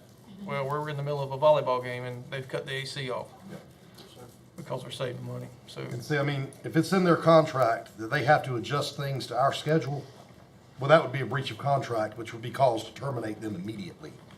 So that's my argument about it. Brandon might disagree, but I mean, always be careful what you write in the contract is what I'm saying. Yes, sir. Follow-up question. Thanks. For Mr. Hall, if that's all right, sir. Yeah, I'm done. Thank you. Do you have regular complaints, and I don't want to know who, what, when, or where, but do you have regular complaints about the air issues since you've been on the task or job? Yes, sir. Okay, that's We all have right. comfort concerns routinely. Okay, thank you. thank you, sir. Board members, we are at 8-point consent agenda. We've had a bit of time to look over the consent agenda. Is there any items on the consent agenda of concern? If not, I have a motion to approve the consent agenda. I'll make that motion. Do I have a second? Second. All in favor say aye. Aye. Consent agenda is passed. We should have got Betsy to do a couple of those budget updates. Just the call. She'll get to do this one. 9.1. So have you always, for 33 years, have you done the budget report every time, the budget, new I budget? did not do it the first 2 years. I've done it about 31 times. 31 times? And this is it. This is it. So, I said, all of you, I hope, got the budget a few weeks ago and asked if you had any questions, and so far you hadn't, and Lisa, you come up here. Lisa, come in. This is the lady you'll be asking the questions to. This is Lisa Nowlin, and you met a few of our board members, but here they are. And I think you're gonna find she's very knowledgeable and will be able to answer all your questions with no problems. And just so you know, this year, we have $133,564,128.15 budget. I have just got to say, when I started here back on August 11th, 1989, we had 4,500 students, and today we have over 11,000, and I can assure you the budget is way different than what it was back then. So I don't know if you have any questions. I don't know do you want to look at any of it? I mean, I know y'all have looked at it, and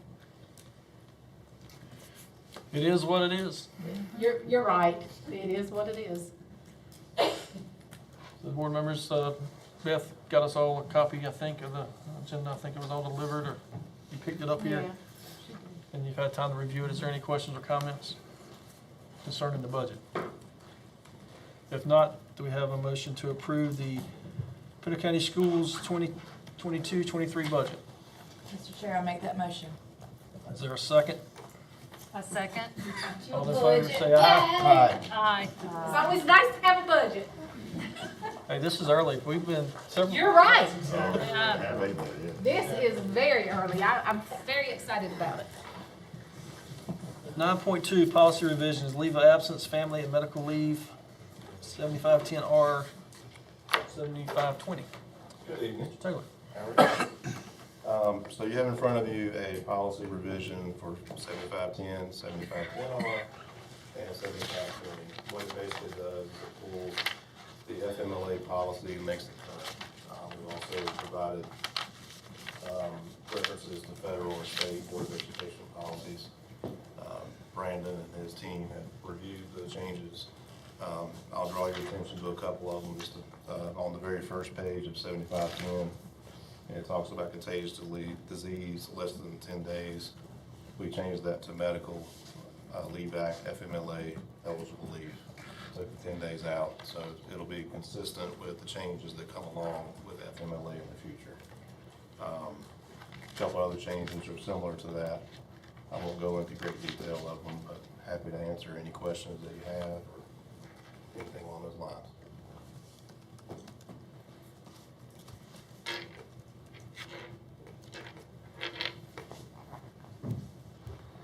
Is this a first reading?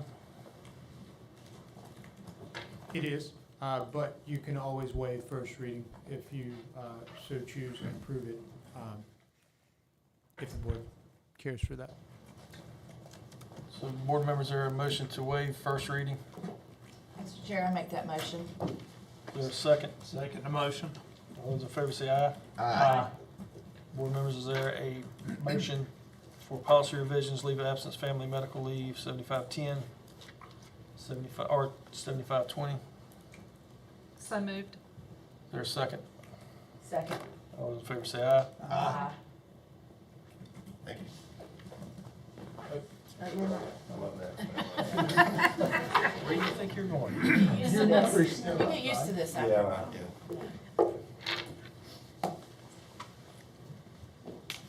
Board members, this is the same thing that is there a motion to waive first reading? Make a motion to waive the first reading. Is there a second? A second. All those in favor say aye. Aye. And now is there a motion to accept the policy deletion of 3620R, extracurricular activities and student organizations? So moved. Is there a I second? haven't explained anything if you want me to. Did y'all read the policy? It's Yes. where the early Yes. college kids can now play sports if they so desire. Yes. But they have to understand it's there, they have to get to where they gotta be. The obstacles are still there, but the Right. parents have the right and the choice to be able to make that for their families. Great. They can make it work. All those, we have a second, Mr. Smith. All those in favor say aye. Aye. Thank you. Dig coach purchase. Digi, what'd I say? Oh, Digi, there is a, there. Good evening. This is just a tool, it was taken out of the ESSER 3 budget, and one of the criteria in that was designing professional development in collaboration with principals and district leaders. Also today, we met with Brandon, and he went over everything that's going to be required of our principals because of the low-performing standards. It really places a lot of additional work on the principals. And this is just a tool to collect that data to pinpoint areas we need to make improvements. I have a question. How will you judge the success of this particular program that you're recommending for the price that we're spending? Well, we're going to look at one thing it does. It creates heat maps of areas that principals identify as target areas for professional development, whether that's differentiation or various tools. And so the idea is to use this tool. In the meantime, we probably will not be able to sustain it after a year or two, but I think it will give us the data so that we can address the low-performing additional requirements. And it'll give us time to build our own program should we wish to continue with it. Now, are the features of this particular program, are they not already currently being executed by the staff we have, or? It's no way to collect systemic data across all the school divisions. And the way this program, the DigiCoach part, it provides specific feedback to the teachers based on very specific targeted areas without our teachers and principals having to create that tool. It's already pre-programmed so that we can really identify areas of instructional strengths and weaknesses. So if we go to this, is there something they can get rid of?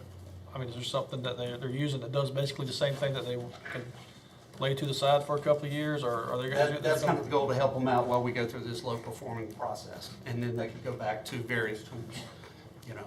So right now, there's a lot of Google Forms that are kind of different in every building. This is something systemic to where we can look across all buildings and say that we need areas to spend money for professional development and differentiation or remediation or MTSS areas. How many of the schools have you reached out to so far and spoken to stakeholders and gave presentations of this to see if they're interested in the benefits, pro or con? Are all of your principals and schools, have they bought into this, or is there any kind of pushback by any chance? No, I held a principal focus group and got their input. We looked at various products that existed on the market, and this is one that was recommended by the principals.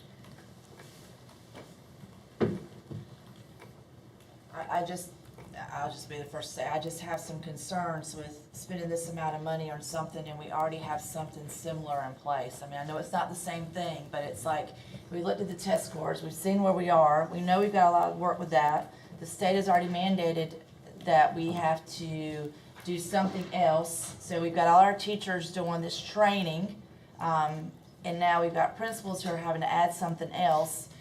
And I'm just concerned that we're just pushing the envelope a little too far and a little too hard right now with some of our staff and teachers and whatnot. And that was one of the attractive features of this program, that it is very user-friendly, that there's pre-made data. The principals don't have to construct lengthy emails highlighting areas. It's already pre-built so that through drop-down menus that they can easily send out feedback after classroom walkthroughs and observations. So the idea is to take, you know, that additional work off their plate so that they can be in more classrooms, see more teachers at work, and collect more data in a very fast and efficient way. This is Esther's money? Yes, sir. And again, it came out of the educational technology under ESSERS 3, with part of it designing professional development in collaboration with principals and district leaders. Any other questions, board members, comments? If not, is there a motion to approve 15 site license for a total of $37,425? I apologize, can I ask one more question? Yes, sir. Is there a deadline for this purchase? Is there something, let's say that for some reason it didn't get approved, or if we postponed it or did something, not saying that's going to happen, but is there a deadline that has to be to get this program operated, or? No, we've already been in consultation with the program, so as soon as it's approved, we can move forward with it as quick as possible. Is there a page that we can see ourselves if the company you're talking about buying it from, DigiPro? DigiCoach. Yeah, their website provides lengthy screenshots, videos of all the services. And their product was unique in the sense of the feedback.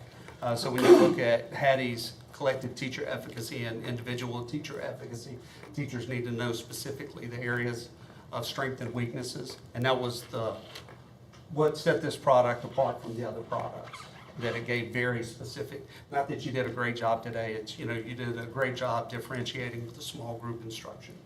Also, part of our foundations, and this is another reason we considered this company, part of the foundation's implementation, this company's got sole proprietary rights for the walkthrough for foundations so that we can make sure the $700,000 we've spent in foundations is effectively implemented.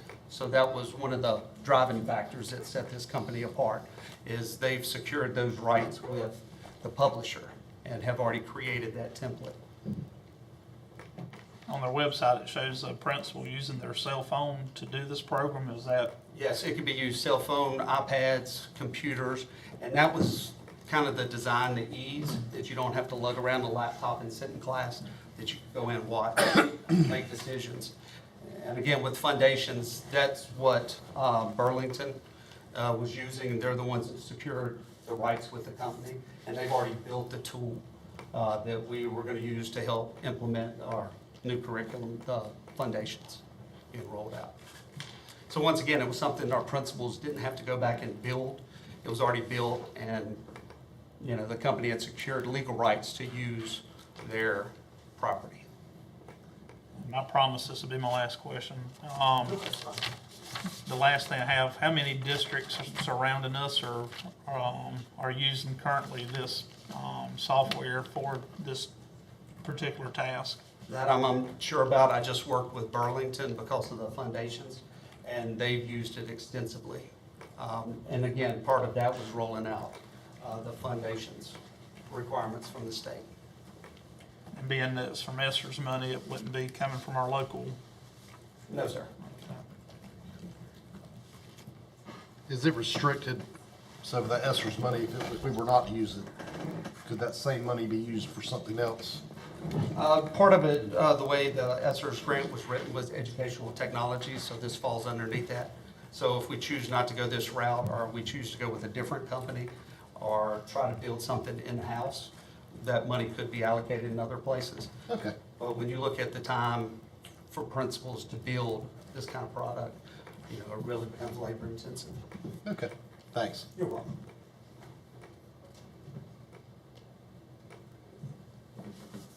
Any other comments, questions? If not, do we have a motion to approve? And I can't read it to you again because I lost it. Here it is. Screen is black. Here it is. Motion for 15 license for a total of $37,425 coming out of Esther's 2 money, correct? 2 or 3, actually Esther's 3 money.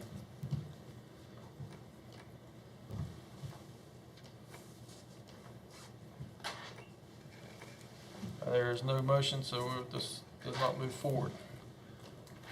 Thank you, sir. Emergency Connectivity Fund Wave 3 Chromebook Grant.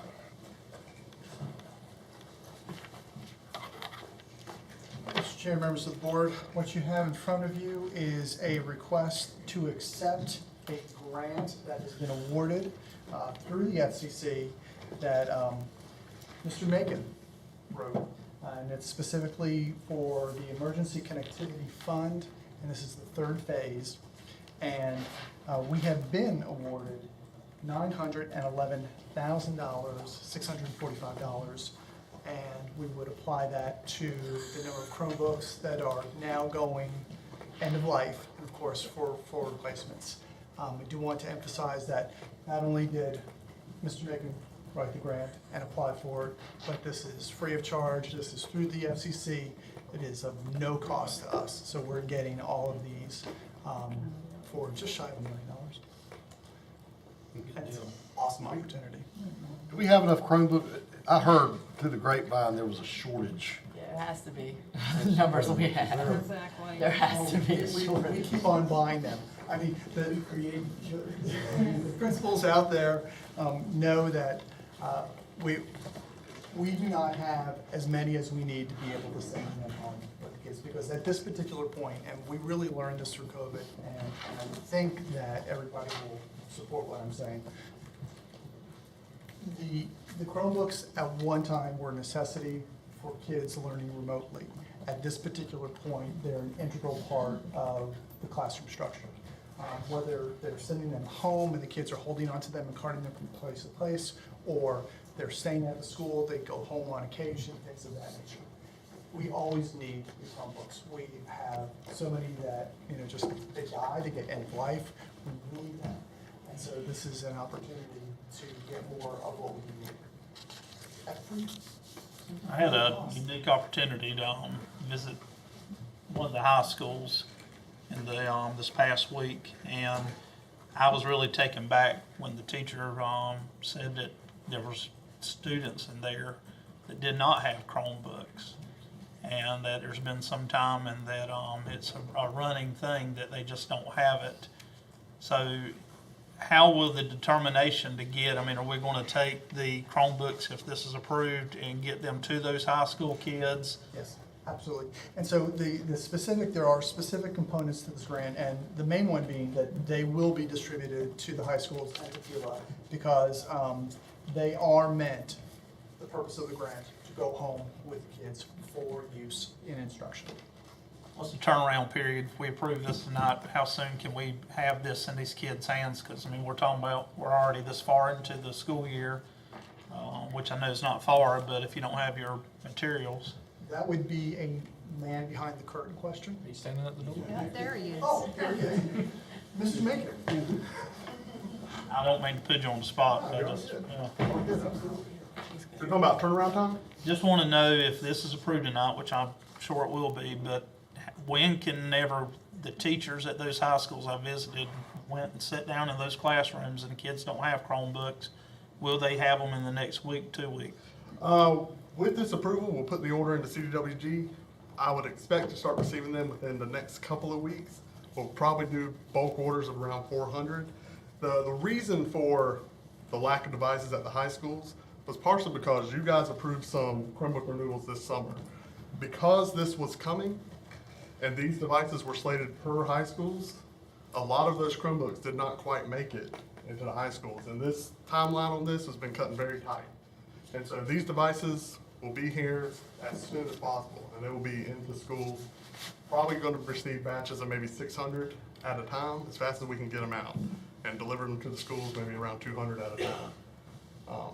Currently, all the schools do have enough devices for students. So everything's good to go as far as all the high schools at this point. Okay, so That was resolved after the first week of school. this was last week that I visited the classroom and they said they couldn't issue out the, so you're saying that every kid, or excuse me, every student. Yes, there are enough devices for every student in all of the high schools currently. Okay. Yeah. At this time, so the first week, it was definitely touch and go.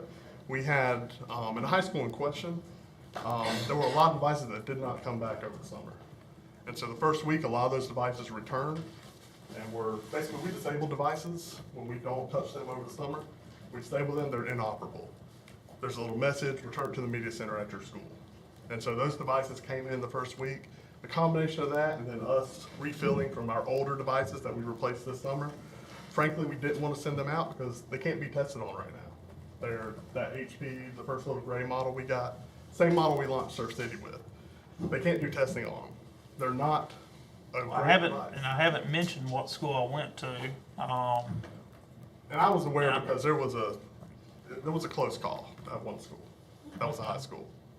No, it was a high school I went to, but I'm not mentioning where I went. I just want to make sure that every student has something. That when I was in the classroom and watching students say I don't have it. And what I'm telling you is, and I apologize. I'm not trying to. I take a man at his word. If you say they do, they do. But when I was in just this past week, well, I would say the numbers were tight. The numbers were tight. But there were, at least according to my numbers, enough devices there at the school, and we definitely had some touch and go as far as getting them identified to the school and into the classrooms by the distribution through the homerooms. So if any parent listening to a board meeting, their child does not have a Chromebook, they need to just simply contact their child's office or to someone in Media center. the media center. Okay.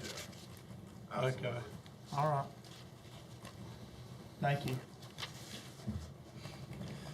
Any other questions, board members? If not, do we have a motion to approve the acceptance of this grant of $911,645? Mr. Chair, I make that motion. Is there a second? A second? All those in favor say aye. Aye.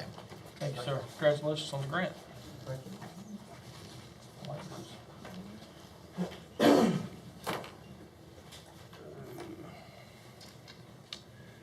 Donation of AEDs to Pender County Schools. For your information and possible recommendation, Pender Fire EMS a while back had written a grant to acquire a number of AEDs, 17 that were distributed through our schools. With changes and costs and other things of that nature, they are now donating them to our schools. So for your approval, this is to be able to accept this donation that would transfer over to the schools. With your approval, then tomorrow I will contact Ms. Stacy Wright and find out what needs to be done specific to yearly upkeep and things of that nature, because they do need to be checked out. I think it's every year or 2 years to make sure that all batteries in them work and everything is up to spec. Is there a maintenance cost to this? When Pender Fire EMS wrote the grant for them, everything was included in the grant. So that's one of the things that I do want to find out.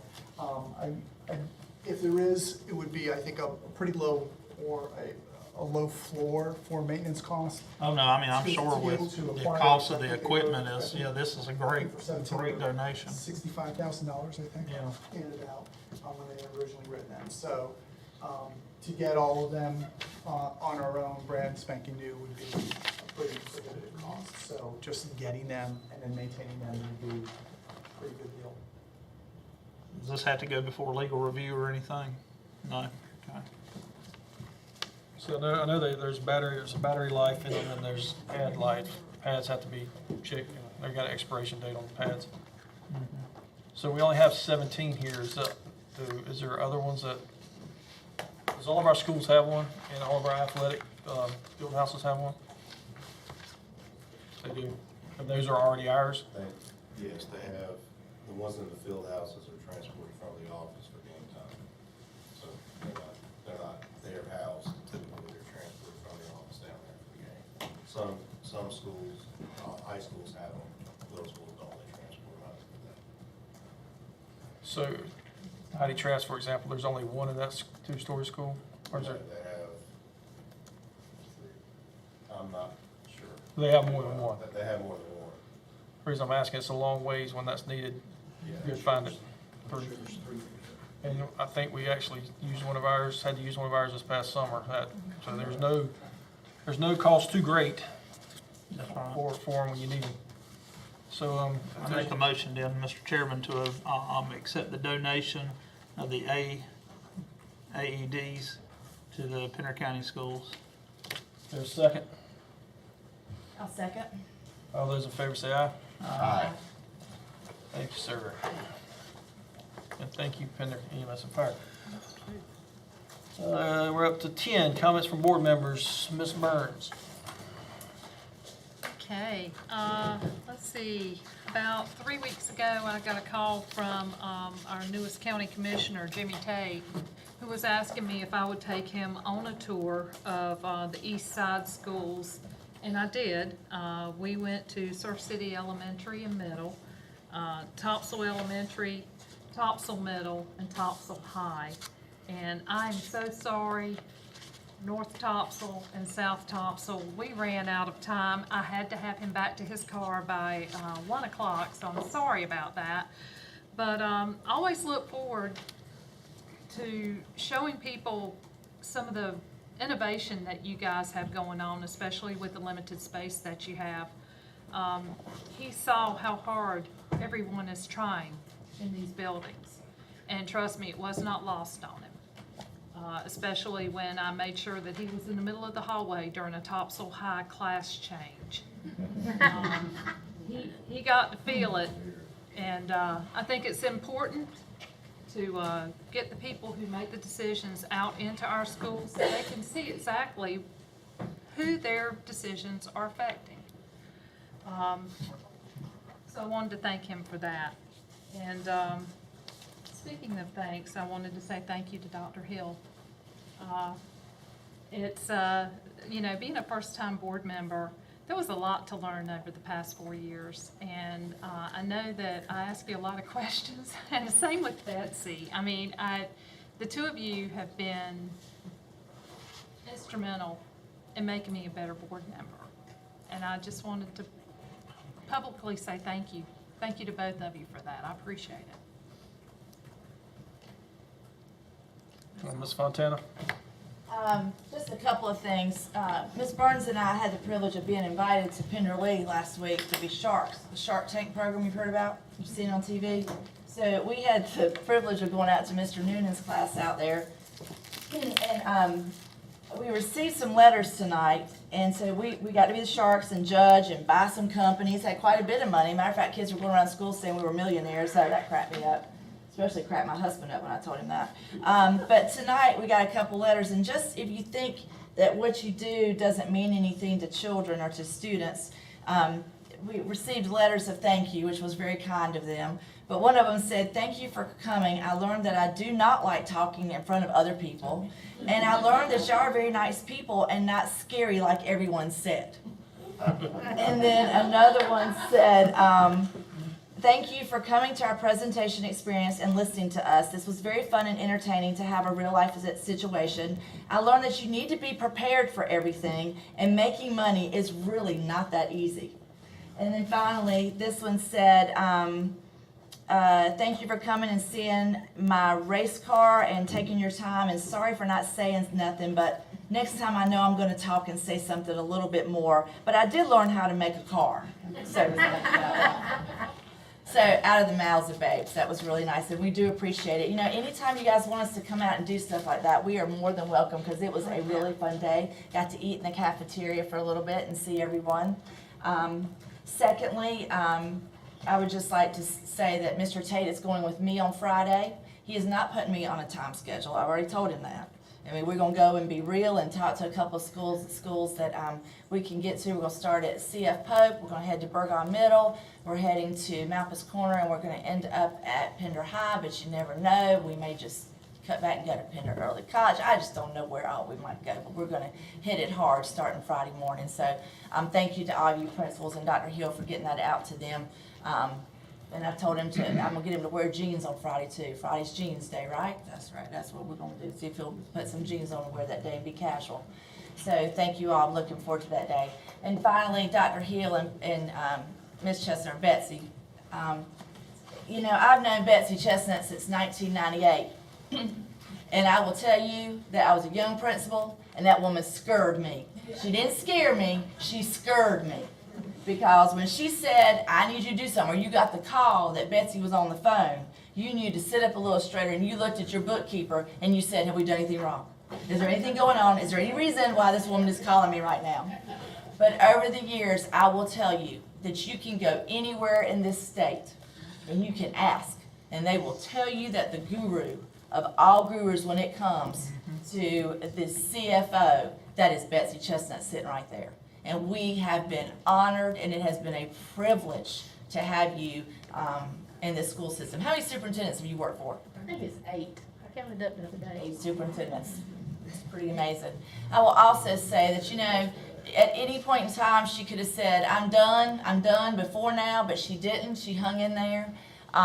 During COVID, this lady right here didn't live too far from her office, and there were days that she would go over there and work. I said, "What are you doing?" She's like, "I got work to do. I understand we're going through stuff with COVID and we're shut down, or the hurricane. I just got work to do. I've got to get stuff done. We got to make sure everybody gets paid, and we do this and do this." And all of her ladies that were here earlier, she calls them her girls, they were right there with her. So you don't find that in other districts. And Dr. Hill, people, you need to know that there's a lot that went on behind the scenes that nobody saw during Florence, during COVID, and that man right over there, he was up early, he worked late, plus trying to build a house of his own that didn't go as smoothly as he thought it would at times. But there's the things that people just don't talk about that goes on behind closed doors. And the five of us can say that we know because we saw what they went through, because we went right through it with them. So thank you to both of you. It's going to be hard the next couple months for me to look over and see that there's different people. It'll be fine.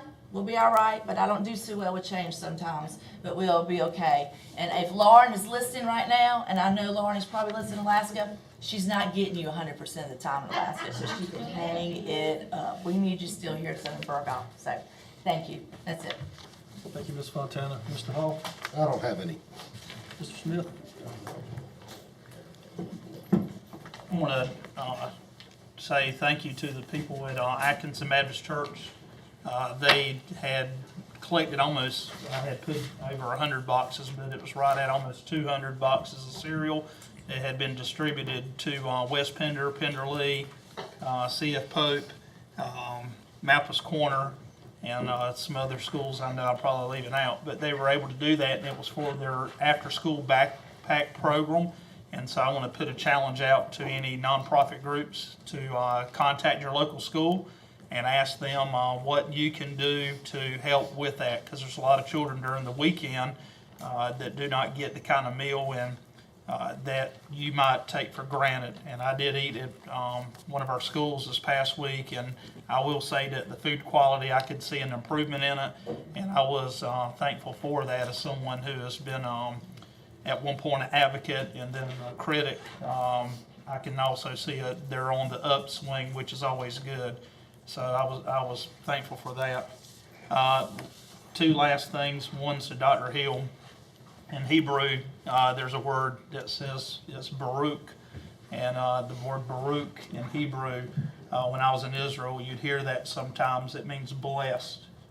And it's more of a reverence type thing, but I can say to you as someone who has been in classrooms, has been in the teachers' conversations, principals' conversations, people that have been on your cabinet in the time that I've been on the board, and I think even with the other board members, that we have been Baruch, we have been blessed to have your leadership during times of uncertainty.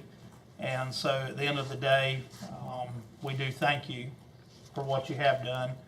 And for Ms. Betsy, I want to thank you also. I figured the other board members had asked enough questions about money that I think I've only asked you one question about something one time, and I apologize for doing that, because every time I come by to see you, you always seem like you're working so much harder than Dr. Hill, excuse me. Because Dr. Hill's out visiting schools, so you know I got to tease with you. So. But we got a good team right here, folks, and it's always good to have a superintendent and a finance director that work like hand in glove, and they work very well together, and I know that everyone on the board's been blessed by them. The last thing I want to say that really concerns me is some of you principals in here, and I want to speak directly to you. Some of you are looking at these grades that for your schools, and from A to F and all these different things. The only thing, and I've learned this over the years, it's really we should not put a label on our schools. We should not put a label on that child. We should not put a label on yourself. The one thing my grandma always told me, that labels were always for cans. They weren't for people. And so when I see this and I see, oh, well, we have failed in these areas, I personally just want to say to each one of you out here, people that I've known and gotten to know in the last 4 years, and I want to consider as friends, is that I've never once been to a failing school in Pender County. I've never once sat down in the cafeteria and had lunch with a principal that was a failing principal. I never once visited a classroom that was a failing teacher in that classroom. And I will say this, not one time have I ever met a graduate of Pender County Schools when they walk across that stage, regardless of what grade level the state put on them. I have never once met a student at Pender County Schools from pre-K to all the way up to the early college. I've not ever once met a failing student What I have met is students that we can continue to pour more into. So please don't leave here tonight after seeing that presentation and label yourself. And if anybody else puts that label on you, just remember what Grandma Tobin said. She said, labels are for cans. They sure ain't for people. So I want to really press that to you guys and ladies in here tonight, that we are very appreciative of you. I wouldn't want to be in any other school system than Pender County, so thank you very much. Thank you, Mr. Smith. I have just a few quick words, and they're directed at Ms. Chestnut, Betsy, and Dr. Hill. Sincerely, from the bottom of my heart, thank you both for your leadership to this district over the last 33 years for you, Betsy, and Dr. Hill for the last 5. Your presence will be missed. Hope you both enjoy what's well deserved. Comments from our board attorney. Two quick things. The first is the state accountability model not only has critics on this board, but the state superintendent is a very harsh critic and has been speaking out against the accountability model. I don't think that does anything for us this school year because the accountability model is set by the General Assembly. But she has a working group that began on September 8th and met yesterday and will continue meeting until January when they propose a new accountability model to the General Assembly. So my understanding is that the state superintendent and her working group that includes superintendents and teachers and principals and all variety of individuals are working hard to come up with something that is more in line with both federal regulations, state regulations, and the practicality of actually working in an accountability for school districts. So that's thing one is if don't know that there's a solution on the horizon, but there is at least an attempt by your elected official to work towards that. The second thing is the more personal note, which is my most sincere and thoughtful gratitude for Betsy and Steve. I'll talk to Betsy first because Betsy has known me longer. We've worked together for a long time. You have always taken my phone calls and accepted my questions and been an advocate for financial responsibility and doing the things the right way while meeting the needs of children. And there's nothing that I put higher on my value scale than looking after the needs of children. And I consider it a privilege to have worked with you. Don't know if you feel the same way. But there's a Hall of Fame of finance officers, and you're certainly in it. So, Steve, we have worked together since you got here. I've had the opportunity to be involved with lots of midnight, 2 a.m., you name it, conversations about working for what's best for children, from Hurricane Florence to COVID to any number of challenges. I consider you a friend. I also consider you someone who genuinely believes in doing what's best for children and waking up every day with that focus, no matter how many things try to distract you from that goal.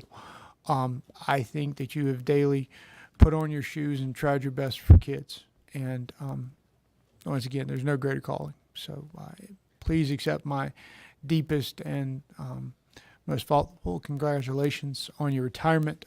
Please know that if you want to reconsider, now is the time. I can speak on behalf of the board and say if you want to reconsider this, we can just go in the back room. We can talk about this really quick.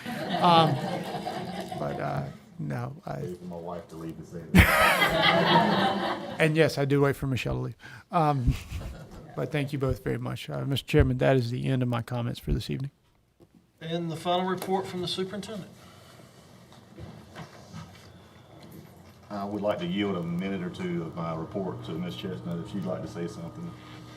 I have managed to make it this far without crying. Trying not to. I'm just going to say it's been a real pleasure working for the school system. And it has been 33 years and 1 month when I leave. But there have really been some interesting times. I can tell stuff to make your hair stand on end. And it has just, I have worked with some of the best people in the world. And we have had, and even Lisa, who's new, knows we can laugh about most anything. It's better than crying. So I have worked with some great people. I've worked with some great superintendents and board members, and I do appreciate all the support I've had from all of you all through the years, and the principals, because a lot of them out there, and the directors and all, they've known me a long time, some of them probably longer than they ever wanted to. But it has really been a privilege working in this school system, and to have been here 33 years. I remember the day I started, and they said, "Hey, if you work 10 years, you get longevity." I thought, I ain't got to worry about that. And here I sit 33 years later. But it has really been a privilege, and I love the school system. Y'all know that. My children went through the school system, and I just think you can get the best education in the world here, and I just really appreciate the opportunity I had. Thank you very much. Mr. Chair, I just want to thank the board for giving me the opportunity. Mr. Smith, you are 100% correct. I am a very blessed man. Working here has been unbelievably the best experience of my career. And I just want to thank everybody that's listening, and every teacher, every staff member, every person that's in the school buildings made that happen. We've been through a lot, and that's a tremendous understatement. And I will tell you that it is still the people that make this district. And I do love every one of you, and I do appreciate everything that you've done to make this place the best place for children to learn. And thank you so much. I also want to talk a little bit about what's coming. Mr. Brace, Dr. Bracey's here tonight. Dr. Michael Bracey, will you stand up? Most of you know Dr. Bracey.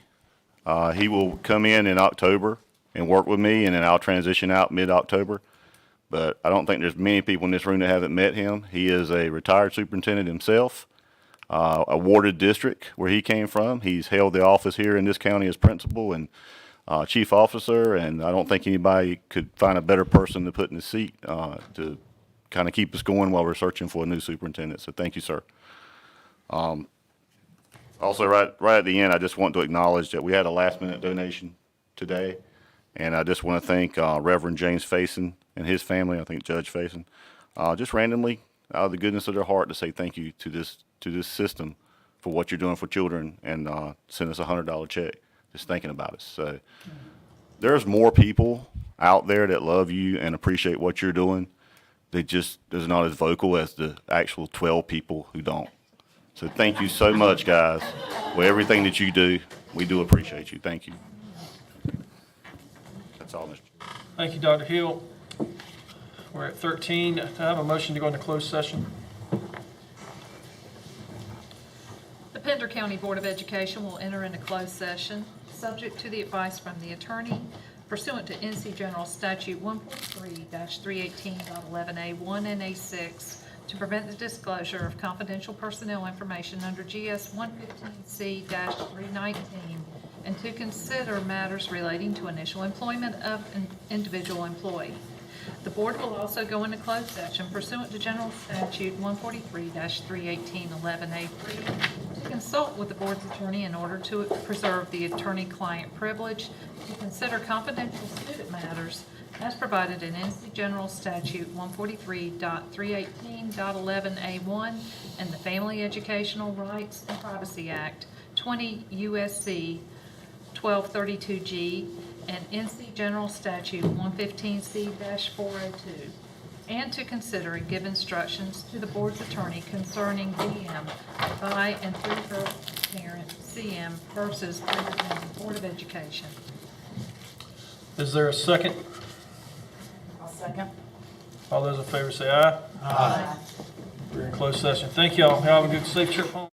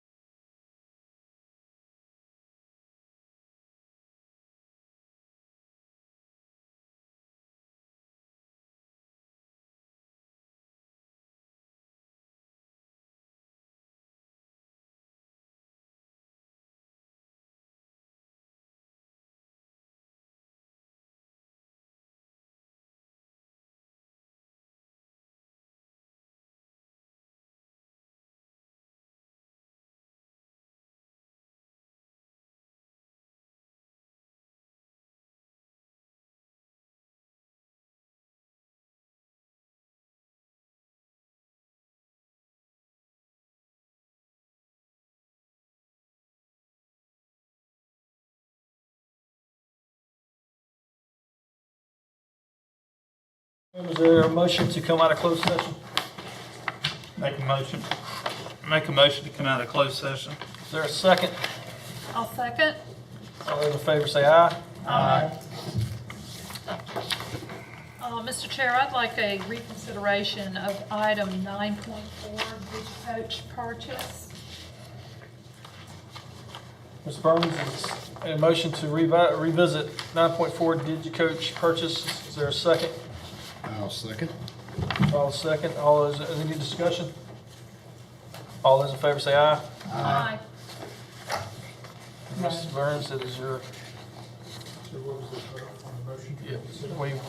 we've reopened it, so now. I've reopened it, and I would also like to make a motion that we approve the DigiCoach purchase. Ms. Burns has made the motion to make the purchase of DigiCoach. Is there a second? I'll second. Mr. Hall, second. All those, any discussion? All those in favor say aye. Aye. All those opposed? No, 3 ayes and 1 nay. nay. 14.1, Human Resource Report and Addendum. Is there a motion to approve the Human Resource Report and Addendum? I make a motion to approve the report. Is there a second? Second. Ms. Fontana, second. All those in favor say aye. Aye. Aye, sorry. 14.2, closed session meetings from August and to those who remain confidential. I make a motion that we approve the closed session minutes from August and to keep them confidential. Is there a second? Second motion. Any discussion? All those in favor say aye. Aye. And the one we've all been waiting for. Is there a motion to adjourn? I make a motion we adjourn. Is there a second? Second. Second. All those in favor say aye. Aye.